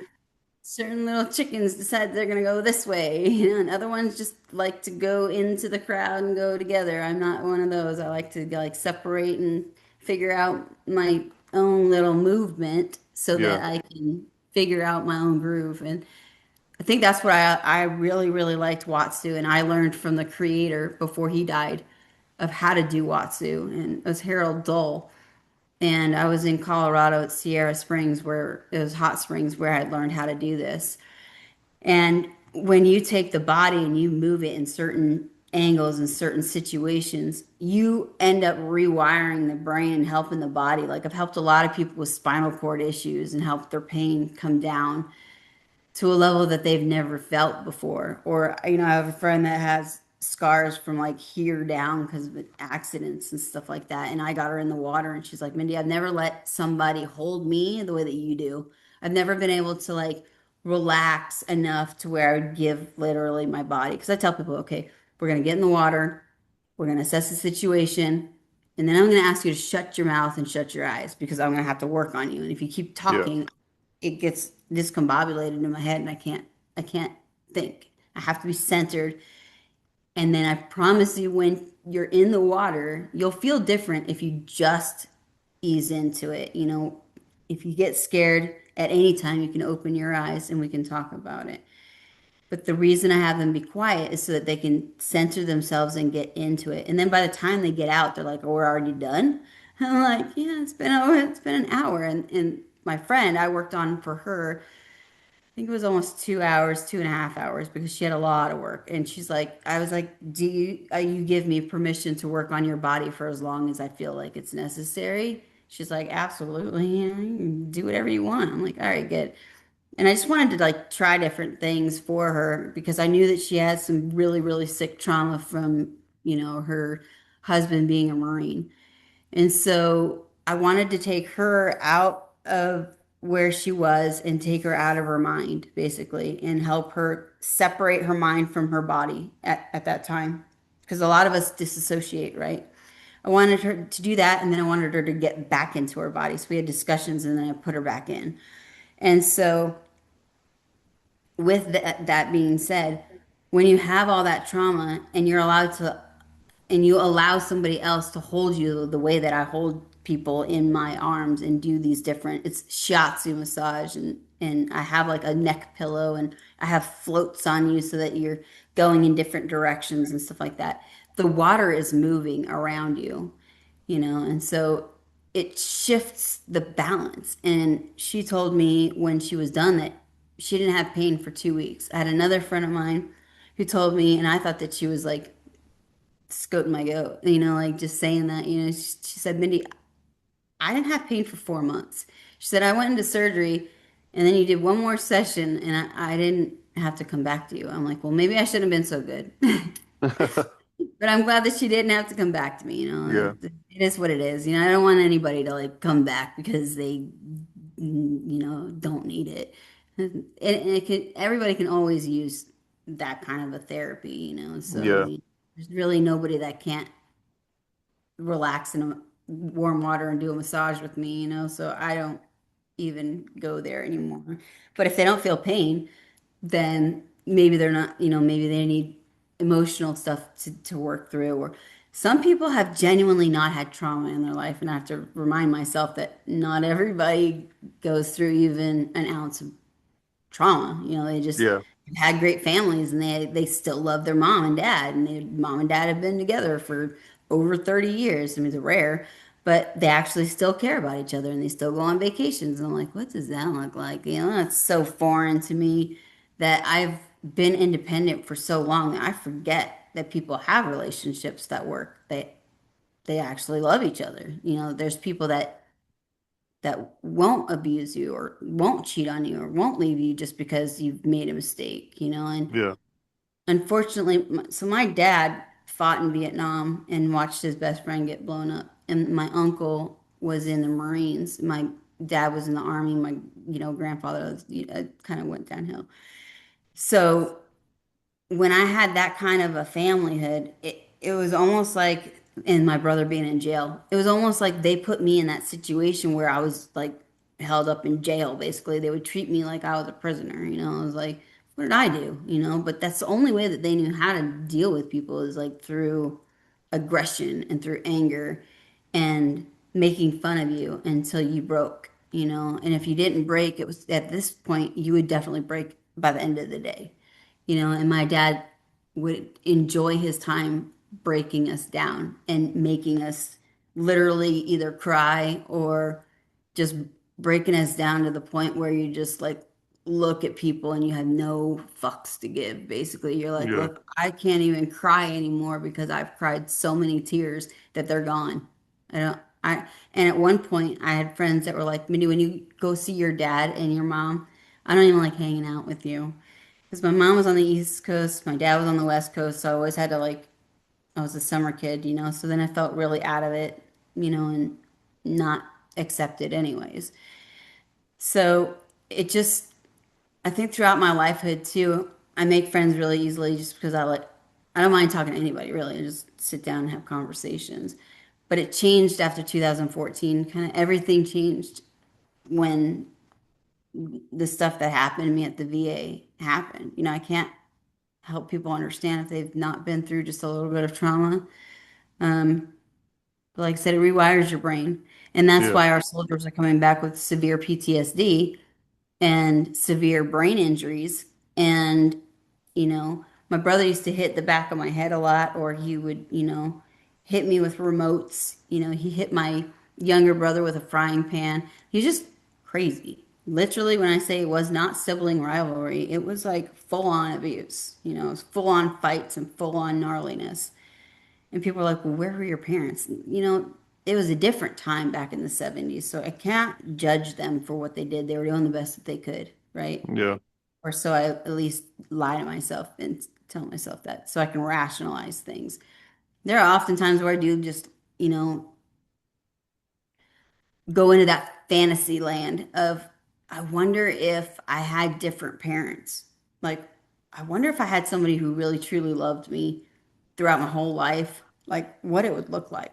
But then again, I wouldn't be here right now. I wouldn't be as strong as I am now, and I wouldn't have sought out the help that I needed to help other people. So, can't say that I would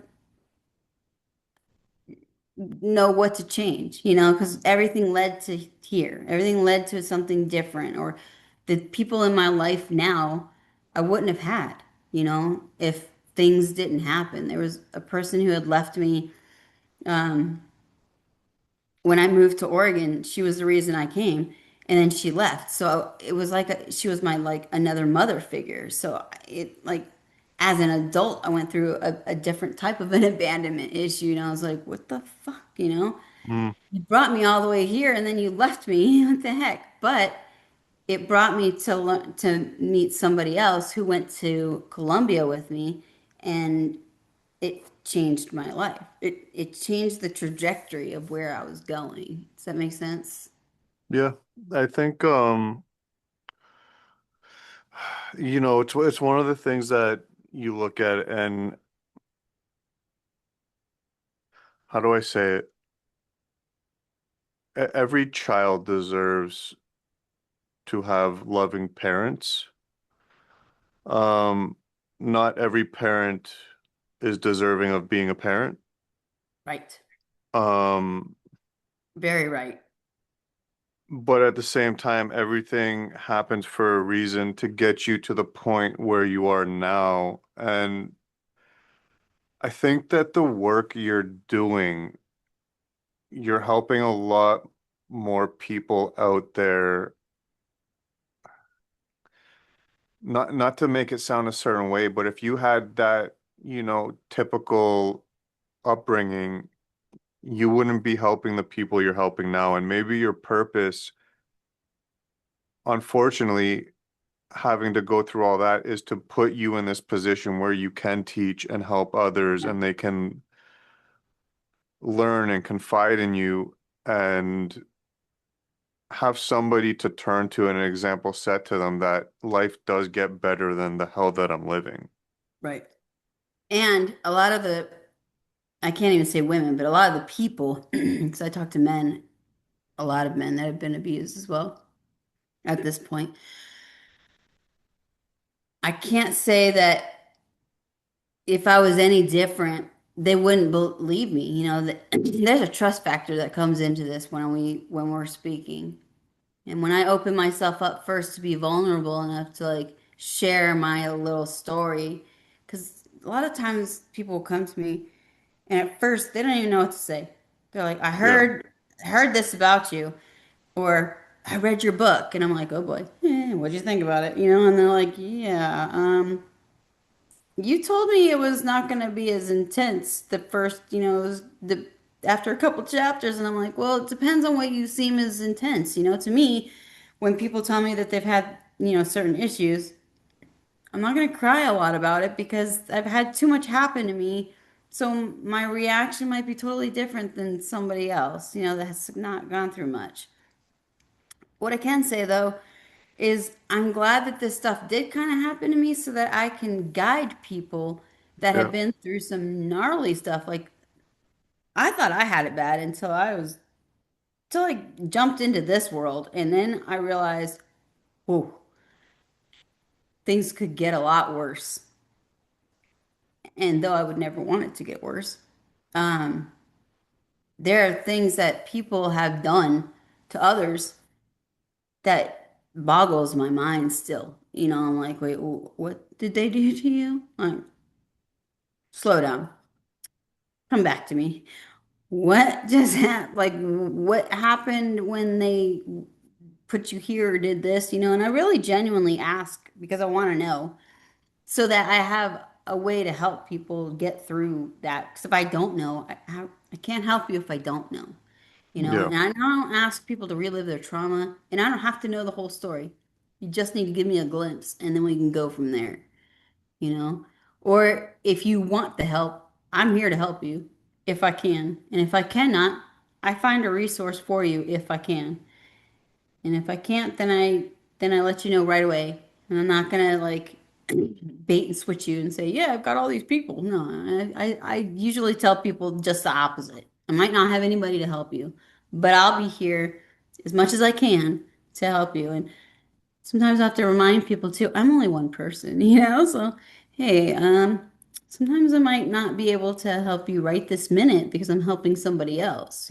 So the thing with trauma is people get upset really fast, and because they become a child again, right? And we're all Yeah. we're all little children that have just grown up. So if you think about it, we're living in a shell, but we're also reliving traumas that weren't healed in the past. So anything that we're living as an adulthood that triggers us in somebody else is something that we haven't healed within ourselves, basically. And what that means is if there's a certain person that's doing or acting as such and it's offending me, that's when I really need to look at myself and go, why is this offending me? Why am I getting all worked up about this? Oh, that's right, because I used to do that, or I used to, have this thought pattern that was the same. So what makes it any different now that I learned about it? I had to be educated, or I had to go through a certain process to get here. So then I got to kind of like rewind and chill out and push the pause button and be like, okay, let me give this person somewhat of a leeway to find out like why they're treating me this way or why they're saying the things that they're saying. Because people say certain things to get the benefit Yeah. or to make you leave. Some people are completely defensive and just want you to get out of their face. They don't want to talk to you. They want nothing to do with you. I've had people hate me for no reason, just walking down the street or they, see me online and they're like, we just hate you. And I'm like, oh, okay. I don't know what to tell you. Have a good day. Have the day you deserve. Bye. Bye. Yeah. Have a good day.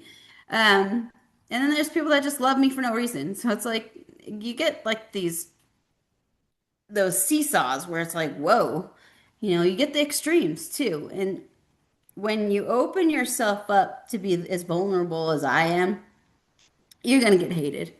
There's going to be people that are going to be picking at your story and say, well, why didn't you write this? Or why didn't you do this? Or, how could you have been so stupid to get in that situation? I would never get into that situation. Well, then I look back and I'm like, okay, well, I'm really glad that you wouldn't have gotten in that situation. Unfortunately, I did. And you're right.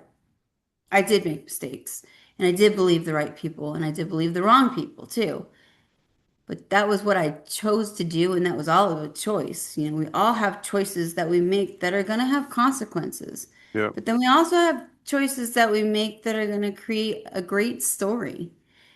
So I never want to make my life smaller so that other people can shine. Because there was a lot of the times that I would be around people and they would want to dim my light because they wanted to like outshine me. And I was like, look, this isn't a Yeah. competition. We are in this world together. We can either rock it together or we're gonna rock it separate, but we can't do it with these polar opposites if you're just wanting to fight me all the time, or if you just want to be defensive, or you just want to make a joke. Because bottom line is, under every joke, there's some truth to it.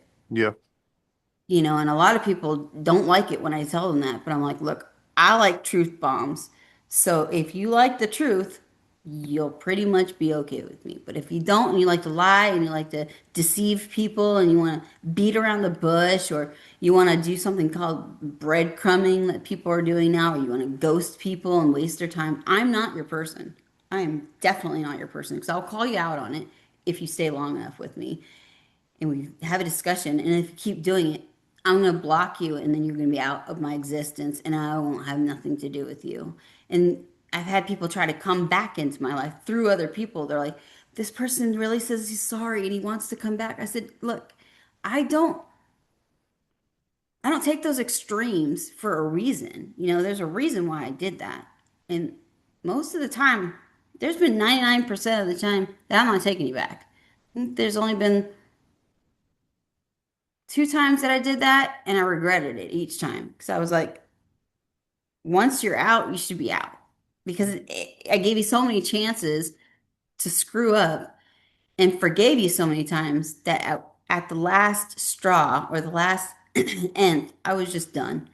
And I look at myself and I'm like, why am I waiting so long to get away from this person? Like, is it necessary for me to be with this? Why am I hanging on to this person? Does he remind me of my dad? Does he remind me of my brother? Does he remind me of my mom? That's the first thing I got to look at. Like, if I'm holding on to somebody too tightly, or I'm not wanting to let them go. And I had to realize that even today. I was like, oh my gosh, what am I doing? Here we go with this pattern again. If I just let this person go and let them just live their life, if they don't respond to me, or they don't want to hang out with me, or don't even want to talk to me, let them go. And I was the one holding the rope too strongly, not realizing that I probably wasn't letting this person breathe. Yeah. Not literally, but just wasn't giving him. And because in the beginning, I just wasn't giving him any chances at all. I was not that I was rude, but I was very harsh. And now that I like dropped all of my guard, he got into my heart and then got into my mind, and then decided that he didn't want anything to do with me. And to me, it created a lot of abandonment issues again. It's like, oh God.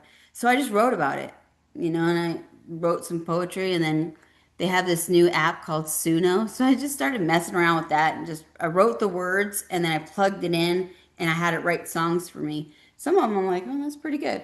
I would love to be able to figure out how to do my own and put that in, but I like to write. And so I find that my writing helps a lot of people on my social media, because sometimes I'll post a picture and then it'll remind me of something, and then I just Yeah. write on the whim. I don't write it ahead of time. I usually write it right there and then just post it, and I forget to edit it. So people are like, dude, go back and read your post. I'm like, I don't want to. They're like, yeah, go back and read it. And I'm like, all right. And then I'm like, oh, I gotta edit this out. I gotta edit, edit. The whole fucking thing needs to be edited, you know? But I'm like, I'm on a whim, and that's what I think genuinely I've gotten the most response from, is like, people know that when I'm around, they'll get me for who I am. And I'm not Yeah. gonna like borrow somebody else's stuff and steal it and say it's mine. Somebody else decided they were gonna share my post and act like it was theirs. I'm like, okay, I'm gonna call you out, number one, and then I'm gonna block you because I don't want you taking my stuff. And like, just give me the credit for what I wrote. Like, don't take Yeah. my words and decide that they're yours. People know how I write by now if they've been following me for this long, and they're gonna tell me, like, do you not think my friends are gonna tell me that you're bashing me behind my back? And I'm like, I knew my back was hurting for some reason. All these little knife wounds. Yeah. Taking them out like little porcupine sticks. I'm like, ugh, it hurt. And there's a lot of that out there, opportunists where they're looking to take somebody else's work or momentum, and translate that into them, Right. unfortunately. Um, I got a question for you. Sure. I was watching one of your conversations, and I like to call them conversations instead of interviews, because interviews are just very scripted, um, cut and dry. So I I like to have never refer, done one of those that are scripted for myself. yeah. So I was watching one of your conversations. It was with a man, and I'm looking at this man, and I'm like, fuck, this guy looks familiar. I'm like, who the fuck is this? I'm like, it's Pat Miletich. Oh yeah, my buddy. Yeah. How did you end up connected with Pat Miletich? So funny story. A friend of mine, his name is Boone Cutler. He created the Spartan sword. He's a veteran. He is the one that I'm speaking about that died. He created the Spartan sword, and then he was actually wrote a New York Times bestseller with my publisher with General Ryan. He was at General Ryan's office the day he died. He had a heart attack. He's the reason why I got stem cells as well. He went to Panama, I went to Colombia. And I was talking on a radio show one day, and that's how I met a couple other people with this radio show. They're like, Mindy, I think do you want to tell your story? I'm like, of course I do. They're like, you should go on this radio show and tell your story. I'm like, all right. So that's what started it all. And then I had a guy telling me that, on my social media, he had followed me for 2 years before he would even contact me because he wanted to know if I was legit. And I'm like, gee, you stalker. And he's like, I'm not a stalker. I just wanted to make sure you were legit. So he introduced me to my friend and publisher, Robbie Grayson. Robbie Grayson introduced me to Boone Cutler, introduced me to a couple other people, and Pat Militek is actually his friend. So Okay. he said, he does this stuff called soil saviors and cell saviors, which I'm on, and it helps with inflammation and it helps restore the gut. Because I said, well, if it works on me, I'll tell everybody. So we've been doing a couple different podcasts with him, and I told him on the last one, I said, dude, I sound like a freaking infomercial. And this worked for me. Da-da-da-da. But I'm not an infomercial. I was really being legit and I was showing people the different stuff that he was getting me.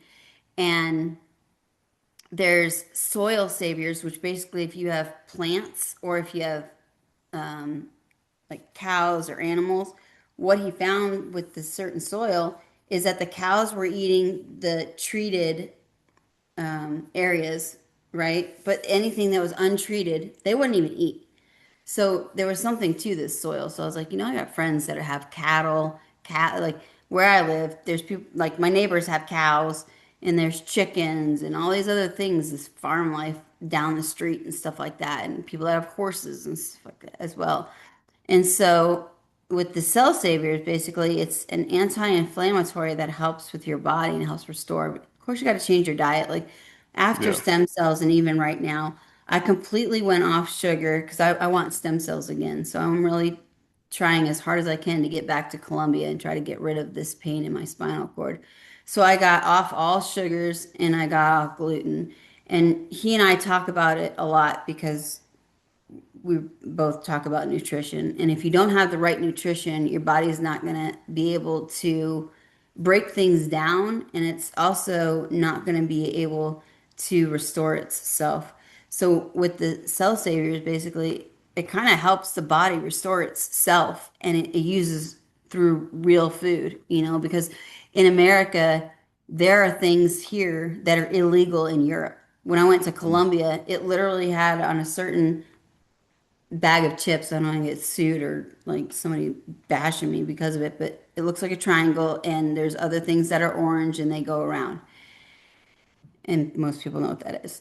And then there's other different potato chips that when I went to Colombia, literally on the bag it said cancer causing products and this does not contain these ingredients. And then there was like this many ingredients that it didn't have. And I'm like, holy shit. If it's illegal everywhere else, why are they trying to kill us in America? Because, and then I told Pat, I said, because what I came up with is it's not a care system. They don't want to cure you. If I cure you, how am I going to get your money? If I don't have any more cancer or diabetes, Big Pharma doesn't have a job. And Hmm. Big Pharma is the one that created all this 2020 mess, you know? And I don't want to go into too much, but COVID was a joke, you know? And me being in the medical profession, oh, it got me angry when I found out different things and different truths about how this whole thing came about and how the government could really genuinely just shut everybody down. And all these shutdowns that are happening right now that aren't affecting them, it's affecting the people that are in TSA. They're not getting paid. People that a friend of mine is struggling now who had a plethora of money before the government kept shutting down and doing like all these things to mess with their money. They're not getting paid. They get back pay, but that's not okay when you can't eat or pay your bills right now. Yep.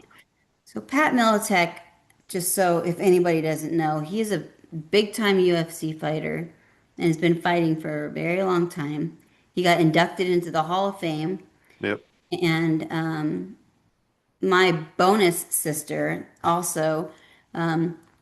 Her mom wanted to adopt me, and as an adult, when I told her, I said, I don't want to tell anybody that you're my mom because they'll read my book and they'll think you're my mom. And I said, why don't I call you my bonus mom? She's like, okay. Okay. And that was Misha Tate's mom. And so Oh, I called really? Misha Tate my bonus sister. Oh, shit. He Okay. knows Pat Militek. They all know Pat Militek. So it's kind of like one of these, like, bridge, like, it's a small community. Like, once you're in that world, Yeah. it's a small world, you know? Yeah. It's a big world, but it's a small world once you get into like that level of fighting it. Her and Ronda Rousey, like they were the ones who started women fighting. There would not be women's UFC fighting had it not be for her, Ronda Rousey. And a lot of people don't really genuinely give her the credit that she deserves. I do because I love her. Oh, she was always a very entertaining fighter. She's very kind Um, too. I mean, she's not like she's very humble. yeah. She has a good attitude. She's got this great podcast called Built to Growth, and I'm really proud of her, and I'm proud of what she's done, and I'm really like beyond humbled that they would even let me into their life, and that her mom saw something in me that I didn't see in myself because she became my friend, and I stupidly, I guess. I didn't even know that I didn't put together her name with Misha Tate. It Yeah. just didn't make sense to me. So, and I don't like name dropping or anything like that. So I don't like go around saying, oh, you're so and so's friend or oh, you're so and so's. She accepted me for who I was. She reached out to me and I gave her my book. I signed it. And then when she read it, she came back to me. And, that's when we really, really started talking and having our friendship. And I was doing a independent filming. And from the moment that we met in Las Vegas, we were like two peas in a pod. And we've never argued from the time that I met her till the time now when we were a week in Colombia where people would drive you crazy. We've never had that relationship. We talk now and she's one of my best friends. I can talk to her about anything I want. And she could talk to me about anything I want or she wants. And so having those relationships really taught me what love really looked like and what it was supposed to look like. And didn't really know love for what it was worth or what it was supposed to look like until I met certain people like Robbie Grayson, until I met Boone Cutler, until I met Misha Tate, until I met her mom, and until I met a few other people that are here in Oregon that really genuinely care about me and had no egos about it or didn't care about what I wanted or what I needed. It was just like, hey, just be my friend. How about that? Yeah. Um, but yeah, Pat Militek's a good guy. Um, do you know about one of another UFC legend, Matt Hughes? Um, He actually went to BioAccelerator. He went to the same stem cell place I that was I just went to. I was just about to ask you about that because he was involved in a train incident where Yeah. his truck, I believe, was Mhm. struck by a train, and Yep. he was lucky enough to make it out alive. Yeah, I mean he's gone from completely gone and out of it to now he's training people again. And you'll Yeah, notice that his speech still isn't great and he's working on that as well. I followed his journey because I was like, oh wow, let me see what's happening in his world, you know? I mean, so for BioAccelerator to take a man that got literally hit by a train yeah, and live, not many people live. Another friend of mine who is on Naked and Afraid, she's the first amputee, a friend of a friend. She's not my friend, she's my friend's friend who is in Colorado Springs, and he told me about her. I have a couple friends that are Naked and Afraid this season, so I'm like, hey, tune in, Naked and Afraid, every Sunday on Discovery Channel. Pin that in. So with BioAccelerator, when I learned about Matt Hughes, I was amazed by his tenacity, his strength, his yeah. fortitude, the way that he is as a man, the way he fights, and the way that he came back was really honorable to me. And those are the people that I like to look at to have as a guidance because I'm like, okay, let's see what stem cells does for him. I was very not objectionable, but I didn't know what it was going to do for me. Boone Cutler only had like 4 months to live. He was going into failure, respiratory failure. He had had nasal cannula, oxygen, and a friend of mine, Malachias, was saying that they were planning for his funeral when they went to the airport to say goodbye to him because they didn't know if he was going to make it through the flight to get stem cells in Panama and if he was going to even come out okay afterwards.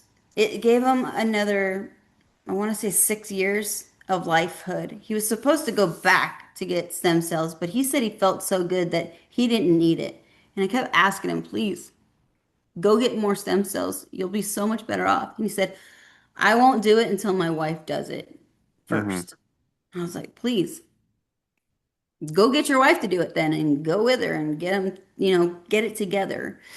And he didn't want to do that because he was too busy. And then he died of a heart attack. So, I mean, I think that everybody's got an expiration date, right? Yeah, We don't know what our expiration date is and when it's going to come. I'm trying to get to stem cells so that I can get rid of the intense burning in my spinal cord, in my like neck here and my lower back because of the things that were done to me. I have herniated discs, bulging discs, 4 organs gone, was in 3 comas, yada yada. Story, story, story. Bottom line is, if I saw Matt Hughes get through what he got through with BioAccelerators help and stem cells help, I want to do that. And apparently, I guess when I had gone, they didn't know what they were going to do. I was one of the worst people that they'd ever seen with my issues. They were like, okay, we're like throwing up balls and juggling, and hopefully this works. Told Misha's mom, like, I don't know if this is going to work or not. We're just trying. All we can do is try. yeah, And from the day that I got stem cells, 3 months later, my friends around me, even my publisher noticed right away. I stopped stuttering. I could understand people right away. Um, I couldn't, like, I was getting in so many fights because I couldn't understand. Like, I was misunderstanding, miscomprehending other people, what they were saying. I couldn't read to, like, save my life. I'd read 1 or 2 pages and I'd be like, I don't understand what this is. So I would just stop reading. And then I wrote my children's book. And then I wrote my autobiography. So everything changed once I did get the second set of stem cells, which is called intrathecal, and that goes into your spinal cord. It is the only way that stem cells can cross the blood-brain barrier is to go intrathecal. If you go anywhere else, it can go through the body, but it will never cross the dura mater, which is where the blood-brain barrier is up through here. And so that's what I want. I want that, and I want what's called interfacets, which is back through here. And in through where my spinal column has like those herniated discs and bulging discs. I want to get those fixed. The last time I went, or the first time I went to BioAccelerator, I'd gotten injected from like literally head to toe. And I had ended up getting a seizure because I was on too much medication at the time. I was on like over 14 meds. When I got home from that, I cleared off everything except for insulin and the stuff that I was genuinely needed. I cleaned up my diet, went off wheat, went off sugar, got very, very clean. Only had, no processed food at all. Like if it didn't come from the ground or it didn't Mm-hmm. come from cattle or chickens that I saw getting, then I wasn't doing it. So we have farms, local farms here, and that's what I ate. And so I think through this whole process, especially with BioAccelerator, there's other stem cell companies now that are trying to get me to come to them. They're like, "Oh, we see your story. Do you want to come to us?" I said, "No, I want to go to BioAccelerator." Like, what are you going to offer me? And then they're like, basically, they just want me to show up and pay for all this stuff. And they're like, "Yeah, well, we don't know your story. We just see you all the time helping them." And it's like, well, I'm not going to Yeah. advertise for you. And Like, I don't essentially even know who you too, guys are. you don't want to be a lab rat to another company, whereas, BioAccelerator, you know it works, you're familiar with them, you're comfortable with them. A lot of So, fighters have gone there. If you look, I think you'll notice a lot of different MMA fighters. Chris Cyborg, Jake Gyllenhaal, okay. Rampage Jackson, the girl that just won her fight just recently. I can't remember her name, but there's so many different. I mean, there's so many different Speaking fighters. of Rampage Jackson, that's where I got this whole mic on the hat thing right here. I seen he was doing something and he had the mic on the hat brim and I was like, you know what, I always put it on my collar here and I can sometimes hear myself breathe, so I'm gonna change the position and I figured I'd put it on the hat, so that's where I got that from. Nice. I've never Um, met him. I don't really know him. I just know him from, the yeah. on screen. So I don't want anybody to Actually, misinterpret that. I don't have any one of my ties to him. I don't know, but I like he makes me laugh my ass off. I know one that of my much. really good friends, he's out in Ohio right now. He's got his own wrestling school out there. The manager of his MMA career, I believe his name was Monty. It's the same guy that managed Matt Hughes, Rich Franklin, that whole Ohio area. Oh, nice. Um, Yeah, I think they were on Strike Force from my recollection. yeah, And then they did the first um it was like the first, I can't remember what it was called, but to get into the UFC as a contract, that show. Do you remember what the Ultimate show was Fighter, called? What's that? The Ultimate Ultimate Fighter. Fighter. Yeah, yeah, yeah. If check out, you'll see. So my friend that I'm talking about, he's the one that lost his finger fighting in another organization probably a few years ago. I asked them about that. Asked them about Haytag, the guy that lost his finger. I'm sure they could tell you about him. Uh, so it's against the medical policies to talk about anybody else when you're, No, um, just in terms of Militich and anybody that you might be connected with. oh, okay. Um, so I have one question before we start to cut out of here. Yeah. Um, Hopefully it's been learning a little bit. it is. It's been a lot of sitting back, taking in your story and learning a lot about how to overcome. Sure. Now, my question to you is, and this could be advice you could give to other people,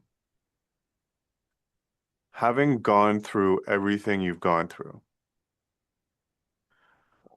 what advice would you give, slash, how did you stay away from alcohol and drugs to sedate yourself with all the pain and mental trauma? So let me be very honest when I say that I wasn't complete. So for me, being around my dad and my brother and my uncles and the people that were complete drug addicts. I'm not. I'm not addicted to anything. Like when Yeah. I thought that I was addicted to things, I wanted to see if I was. So I quit everything thinking like I was gonna have this like problem. I was like, oh my God, this is gonna, and they warned me, they're like, this is gonna be horrible for you. Your withdrawal is gonna be horrible. And they were for like 3 or 4 days. But then after that, I got through a lot of things, and so I was on a plethora of like Dilaudid and Phenergan and like all these other drugs that kind of like make you sleepy and sedated, basically. And Yeah. then by the time I got to bioaccelerator, I was on horse tranquilizers. I was on ketamine infusions I got flown. I personally got flown twice on a personal jet, basically, with a NASA pilot from a friend of mine that knew these people. And I was like, oh my God, this is the hookup. So I'm like a dork, taking pictures. I'm like, yeah. Um, so stem cells was the way for me, and that wasn't. I had smoked pot for I think 10 years before I even got help because nobody knew what to do with me or for me. And I'd spoke at one point right until the end of my second stem cells because Dr. Halpern was like, listen, you have to separate from this. You can't do this anymore. And, it's not good for you. So I said, okay, when I get back, I'm going to stop everything. So the second one, when I got intrathecal, I made a promise to her. I was like, listen, I promise you when I get home, I will try to do every possible thing. And I haven't used in like almost 2 years at this point in time. I was smoking weed and eating and vaping and doing everything that you could think of, like a pound a month. So I was smoking about 12 pounds a year, and that wasn't including edibles, that wasn't including the other stuff, and doing ketamine rectal over 400 milligrams every other day. And then I was on some other potent medications, and they're like, dude, I don't know how you're still breathing. Like I was taking horse tranquilizers, and that didn't work. So like my body is nuts. That's why kind of I was the guinea pig and I was the Yeah. researched one because they were like, geez Louise, man, your body is crazy. It takes crazy amounts to get you to, even when I was 18 though, and I was an athlete, pure athlete, running and training and doing all this other stuff, they'd given me doses that they spoke to my mom. They're like, is she on drugs? My mom's like, are you crazy? And she gets tested. No, she doesn't do any of that.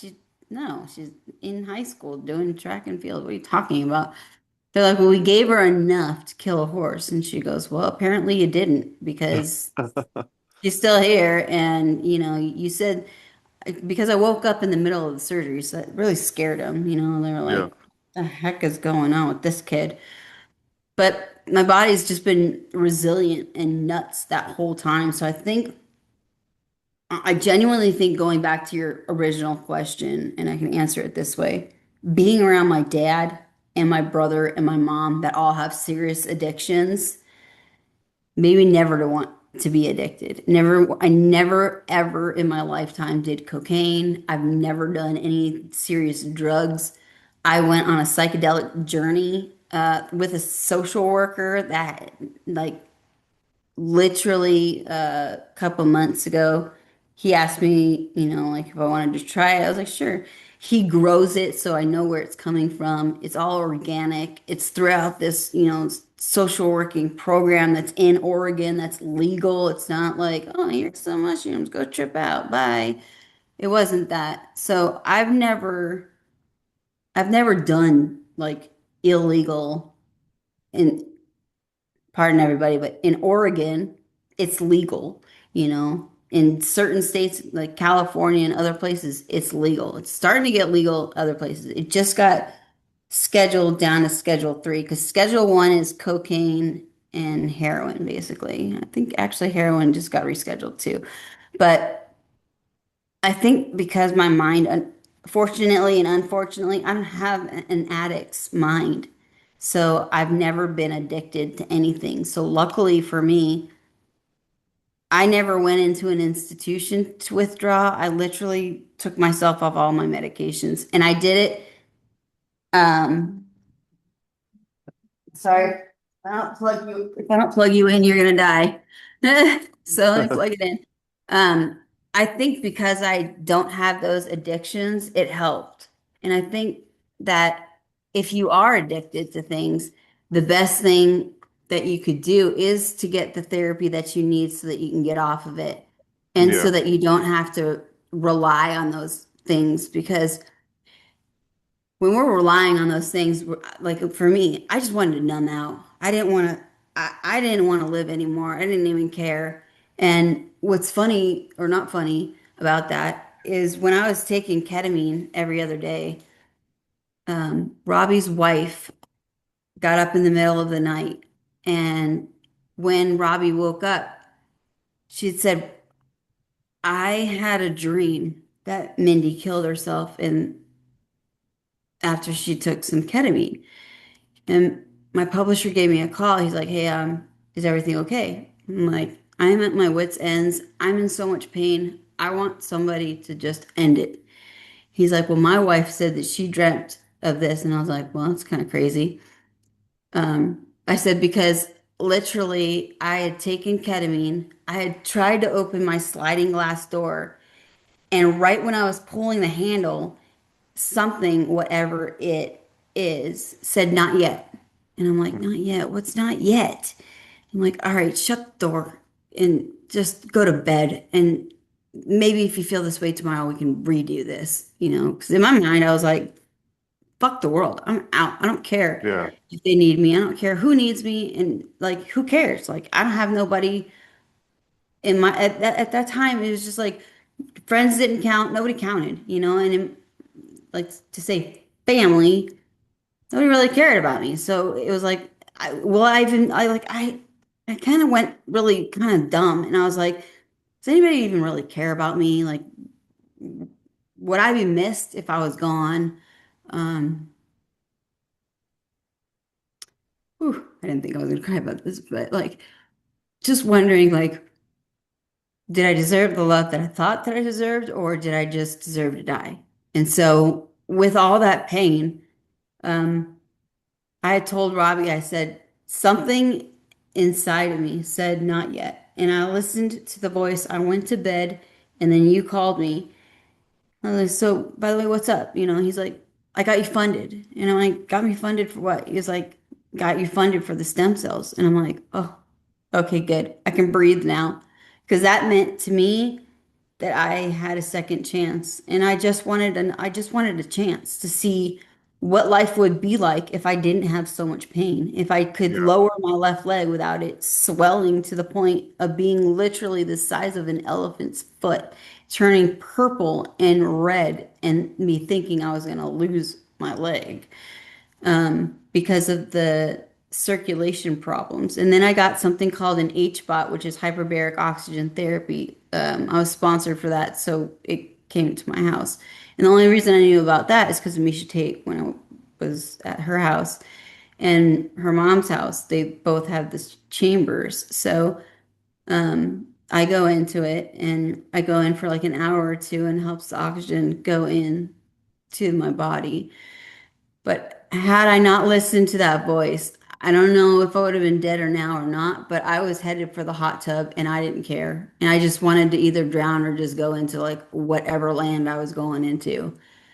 But since I shut my sliding glass door, went to bed, and then had him call me literally, I think it was 5 hours. I said, "You are 5 hours in time." He goes, "What do you mean?" And then I told him, and we've never lived this down. Like we talk about it even now. He's like, "Do you remember?" I'm like, "Yeah, of course I remember. It's what helped me get stem cells."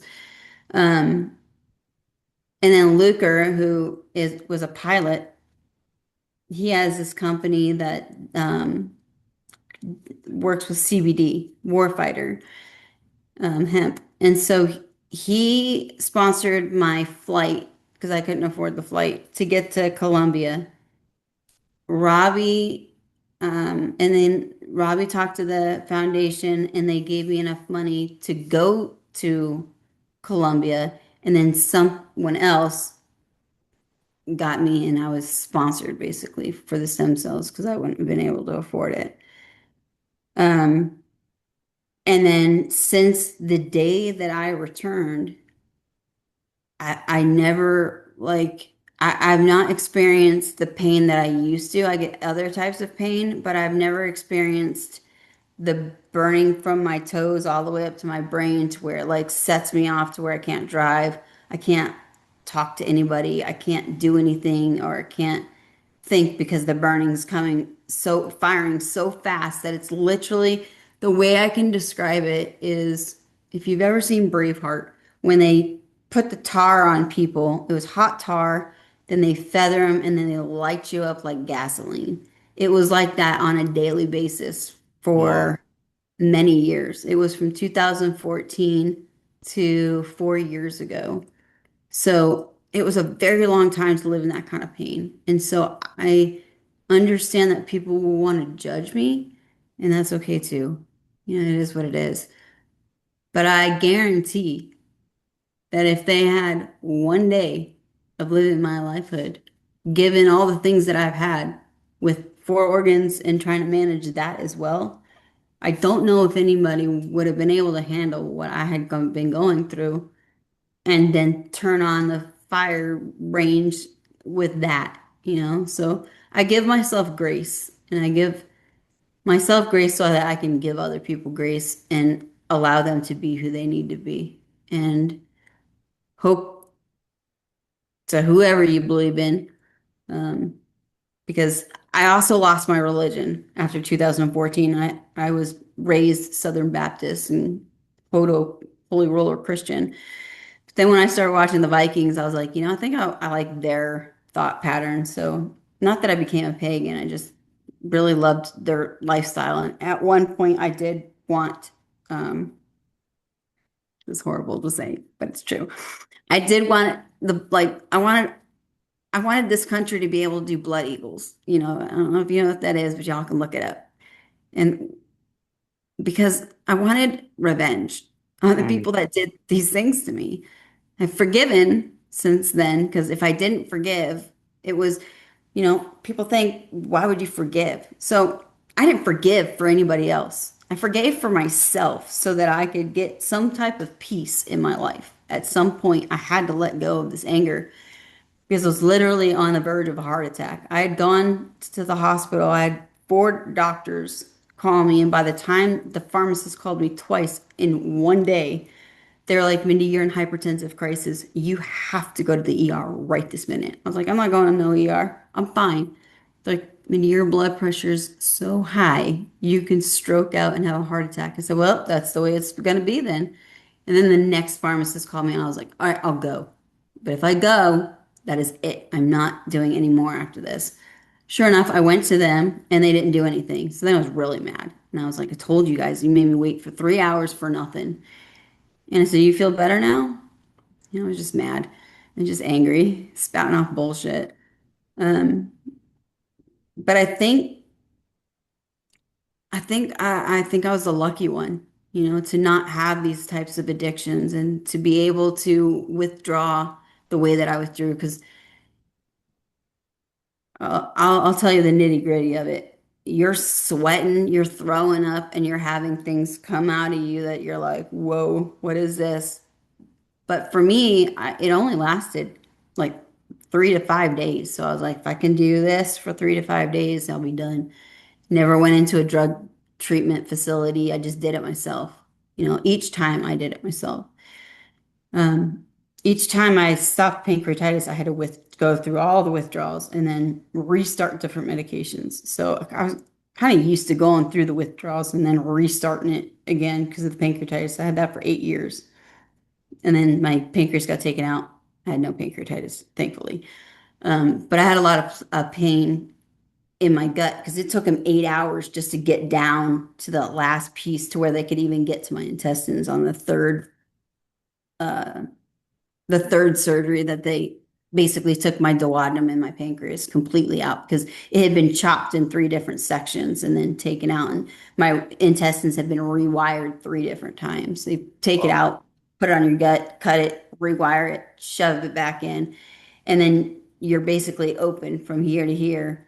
And then they close you. And then you got to figure it out. And like breathing, sneezing, laughing, talking, everything hurt. I can't explain how bad it hurts, but I remember it hurting a lot. Um, I think that's pretty much why my publisher and my friend Robbie was like, let's not call this book, let's not leave this book called A Resilient Warrior. Because you're not a resilient warrior and you're not the resilient warrior. You're just resilient. So we're just going to leave this title out and leave it as resilient warrior. And my face is on the, front cover and then a Yeah. dragon's face like I showed you. Um, And so I genuinely think sometimes that whatever's out there, the universe or, whatever you believe in your beliefs are, I think that there's somebody up there that cares enough about me to want me to live long enough to help the people that I've been helping. And I just entered into the world of wanting to help women that have been human trafficked and sex trafficked because I didn't think that I would have what it took. Emotionally, of course, I knew, but I didn't know if they would want to talk to me, because Yeah. how would I know, like, would they even think that I could help them? Because I've never been sex trafficked, never been human trafficked. However, when they find out my story, they're like, oh my God, are you crazy? Of course I want to talk to you, but I guess I cut myself short, because I'm so humble, not no ego in any of this, so and 98% of what I do for free. People don't know that either. Um, so I've never really asked to get paid for it. Eventually I feel like karma is the way to go. And if karma should see that I should get paid down the line, so be it. I'm a nurse and I work for the state and I'm also a disabled combat veteran, 100% service connected. So like there's just so many other things that I'm blessed with like karma that I'm trying to get the government to change things for veterans because right now a lot of people are getting kicked out of their house because we can't afford food. I mean, food just went up like three times the amount, and housing and taxes are going up in everybody's area. And gas just went like I think gas right now is like 469 or Yeah, four. we just hit a we were at, so we go by the liter, not the gallon. We were at like 130 a liter, and today we went up to 167 a liter. Eesh, that's a lot, and It's with hit all it. these different wars that are happening, it's not Yep. going to get any less, and that's No. what people don't understand. And it's a crisis everywhere right now, to be Yeah, honest. And it's it sad. it's very sad. And like even going back to, what you were talking about through the COVID era, you watch so many people that had successful family businesses and they're the ones on the streets right now. Exactly. And there's a lot of senior citizens that can't afford their houses right now. So Yep. I had written the senator and I'd written some other people, and I put them on blast the other day because one of them asked me if I could have a meeting with them yesterday. It was supposed to be on the week of the 15th, and that's Yeah. this week. I wrote them back, I emailed them back, and I was like, you know what? Because everybody's having problems with the internet, maybe they didn't get my message. So then I called and then I left a message. I'm like, well, maybe they didn't get that. So then I called back. And then by the third time, I was like, you know what? I'm over it. I'm done. I've done my due diligence because somebody was like, well, just try one more time. And I'm like, are you kidding me? I have done already this. They're like, well, just try one more time, Mindy. And I'm like, all right, enough. I'll try one more time for you. And that is it. Once is like, if they don't answer me back, I'm over it. I'm trying to do the best I can. They didn't answer me, so I just decided to put it on social media and be like, look, what am I supposed to do when they don't even care about what's going on in our own state? because Yeah. they're so deep nosed in the money that all they could see is they're getting paid and these people are not. And these people are getting a raise and getting a plushy, cushy life, and these people are on the streets and they don't care because the seesaw, if you will, has gone such imbalances that they stopped caring about the people that got them in the office in the first place. And what I want to do at one point in the military, when I was from 97 to 99, I was appointed, elected, and reelected. I represented 22,567 soldiers at once. Most of them were men. And then towards the middle of it, I found that there was single women that were pregnant and they needed help. So I brought in 96 women. So out of that, most were all men that I had worked with. And I got sent to Washington, D.C. to help change Colorado Springs, Fort Carson. And when I went there 10 years later, the things that I had asked to get implemented, almost everything I asked for was implemented. And so I know that I made a difference there too. And I know that I make a difference now through, whatever I do or whatever I have done, because people have told me. I think sometimes I just got to remember who I am, because Yeah. there's a lot of self-doubt and there's a lot of like, what am I doing this for, And so I think because I'm so real about it that it helps people identify with their own needs and with their own traumas and their own mistakes that they might have made. We all make mistakes, It's Yeah. just some people love to judge other people and crucify them. Because I mean, even me, people will crucify me not even knowing my situation or my story. And then you've got these plants or whatever that people just go out and they're paid to invoke people's emotions so that they'll retaliate back. And the things that are happening with the cops and all this other ICE stuff that's going on, there are people that were getting paid to disrupt the things so that they could get on camera for camera time and they could get on Fox News. And I'm like, that's a mess. If you're Mm-hmm. doing that, karma should bite you in the asshole. And that's how I feel about it, anyways, because you're disrupting servicemen and disrupting like people at one point couldn't even get their cars through. But the main thing is that ambulances and stuff like that, they couldn't get through. I'm like, so you're killing other people while trying to prove a point. Okay, well, Yeah. move out the way and prove your point. Like, why do you have to block the whole bridge?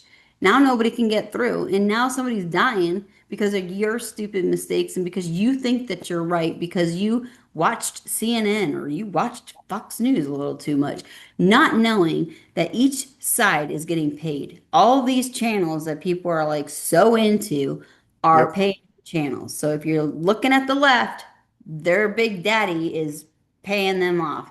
You're looking at the right, well, then their big daddy came over and they hash cashed some pawn, So everybody's either a rook or a pawn, everybody's getting paid.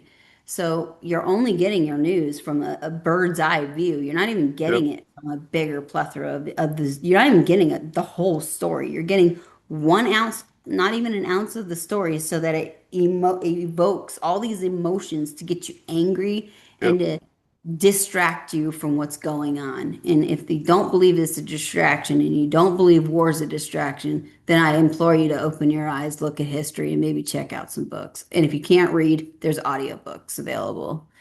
And I mean, I get strong about that because people are dying Yeah. right now. And when I look at people dying and they're in the streets because of a situation that could have been prevented, it makes me angry. And I can't do anything about it. If I had enough money, I would. But then it still wouldn't help the situation. People would still be asking for handouts. And I get that too. And people are angry because they're like, well, go get a job. Well, it was easy before to get a job. But if you people don't understand, if you're homeless, it's really hard to get a job if you don't have an address, number one. Really, really hard when you smell horrible because you haven't taken a Mm-hmm. shower in over 3 months and you look like death's coming for you tomorrow. Or so much on drugs at this point in time because they don't have anywhere to go, they don't know what to do, and they're hopeless and they want to like pretty much try to overdose because they're done with life. But with the senior citizens, they're just trying to live. And they're just trying Yeah. to figure out like where their next meal is going to come from, where their house, that they paid off a long time ago, that they were promised would be okay.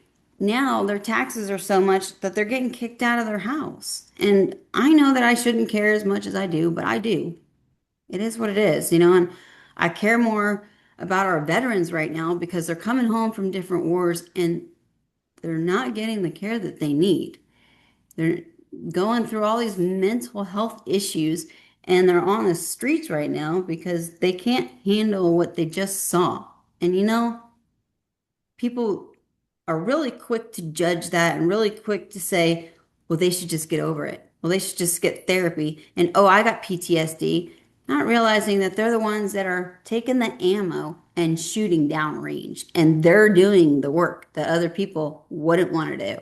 Yep. They volunteered to go in there. Nobody had a draft. There hasn't been a draft since Vietnam. So anybody that's in from after Vietnam, people need to realize that they are volunteering. And when I signed the dotted line, I didn't know what I was getting myself into. I just wanted money for college. I wanted to be able to go to school afterwards, maybe become a doctor or, whatever. I was watching brain surgery when I was 4, so I was really fascinated with science. And my mom was Yeah. like, she gets really sick and nauseous whenever I turn that on. I'm like, ooh, you know, let's watch this. And my mom would come in, shut it off, and then I'd wait for her to leave and I'd turn it right back on. I was like, ooh, this is great. She goes, turn it off, I can hear it.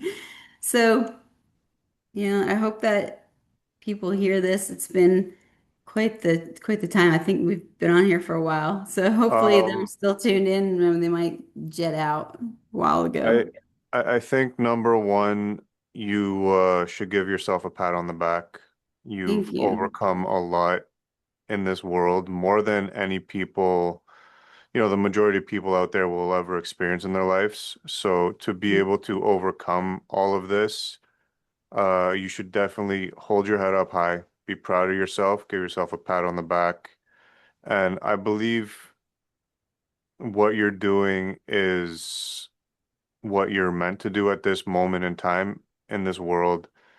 And even if you don't see it right away, you are helping a lot of people out there by putting your books out, by Yeah, thank sharing you. your stories, going on to different platforms and having these conversations. And I think we need more people like yourself that are willing to be vulnerable, get out there and speak about your experiences because even if through this interaction you touch one person, well, now you could help that one person. Now maybe that one person can go and help somebody else. So it is a chain effect. Sure. And you know, I greatly appreciate you opening up with us here. And I commend you for again being so strong to where a lot of people would have, right? Yeah, I mean that's what I want to prevent, if I can.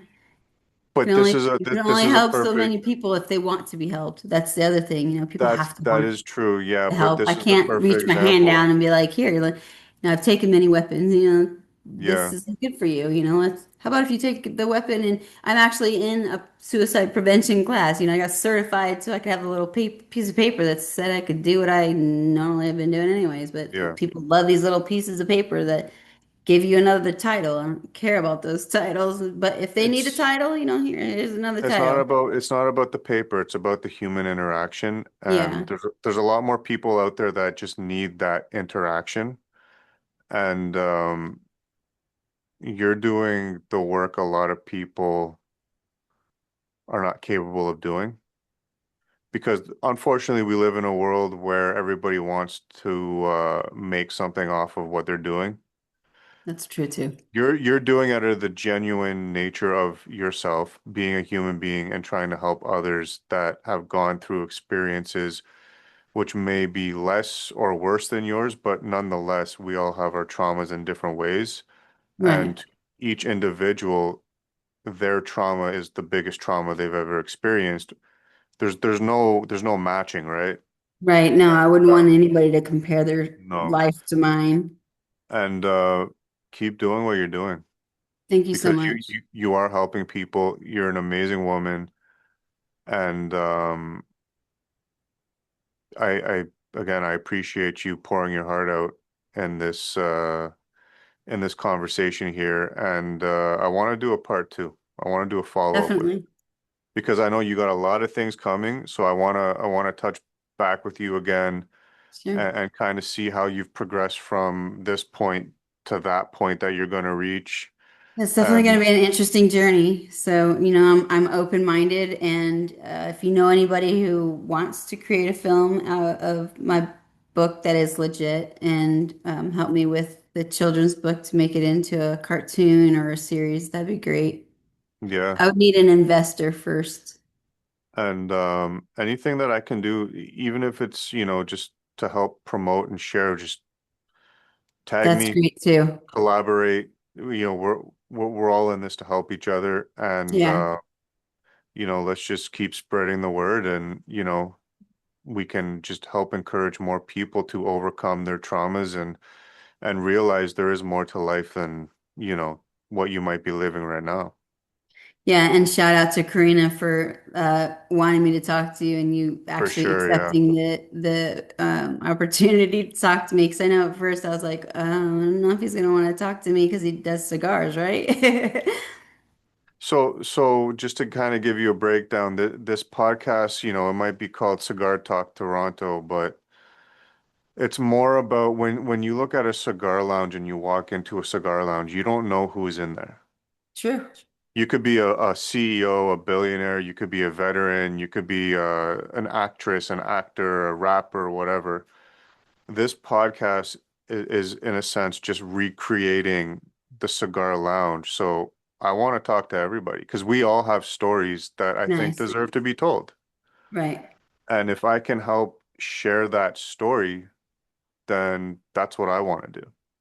So I appreciate you sharing your story. And, on that note, we're going to cut out, and I appreciate it. And I look Thanks. forward to doing this again. And you For know what? sure. Let's touch back, and let's do it. Let's do an IG live. Okay, sure. I'd love And to do that one. yeah, we'll sort that out, and we'll pick up this conversation where we left off, and we'll do an IG live. That sounds great. All right, I enjoy can't your believe night. we've been on here for 3 hours. It goes just like that, right? It does. It went by really fast. But you enjoy the rest of your probably evening now. I'm gonna go get some dinner and finish off my night. Thank you so much. I really genuinely Thank appreciate you. you I doing this for appreciate me. it. Have a good night. You too. I want to send a special shout out, Cigar Talk Toronto. Special shout out to Croatian Mafia Cigars. It's for the gangsta in you, nigga. It's for the gangsters. DJ Mikey G. Put some cut on that dope. Lefty Pacino.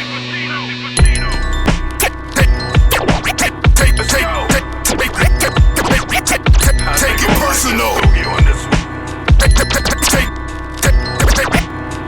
Take it personal. Click, clack the beam. Take it personal. I spit the caffeine. Take it personal. Feel what I mean? The 30R6 to M16s. We got them bugging. I'm your favorite uncle. I'm the alcoholic street niggas with the guns and the duffel. I'm the one that used to smoke the cigar and whip the truffle. The one that Granny said always started trouble. The backcourt shot a triple-double. Coach kicked me out the gym cause the gun was bigger than the muscle. Now let me introduce you to the hustle. I whip the white till it locked and snip the residue above my knuckles. The epitome of street scuffle. I hit him hard with the banger. I was trying to make the belt buckle. I hit the corner and I make it bubble. What's in the pocket of my goose will make your feathers ruffle. I don't trust you. Make the gauge bust you. We keep the circle tight. You just another square if we don't discuss you. Take it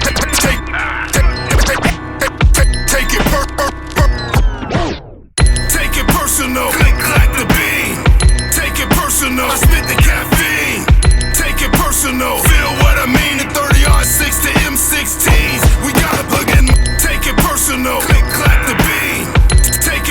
personal. I spit the caffeine, take it personal. Feel what I mean? The 30-06 to M16s. We gotta get my pillage through your village. Leave my spillage on your mistress. Attacking everything, you go on the hit list. Burn the evidence, witness. Told the lawyer eat the case with the biscuit. Looked the judge in the face and told him stick it. Smacked the plaintiff in the face and told him fix it. Tapped the Henny on the bottom, then we lift it. Fully equipped, the blue beamer and it's kitted. Bend the corner 730, then we hit him. The bars leave a bad taste, so I spit them. Machete 50-50 sharp, so I split them. The black expedition put me in position. Focus on the mission, full tunnel vision. Every verse calculated, spoken with conviction. My condition is to grind every day by tradition. Built it from the dirt, self-made composition. Competition for using in every breath is ammunition.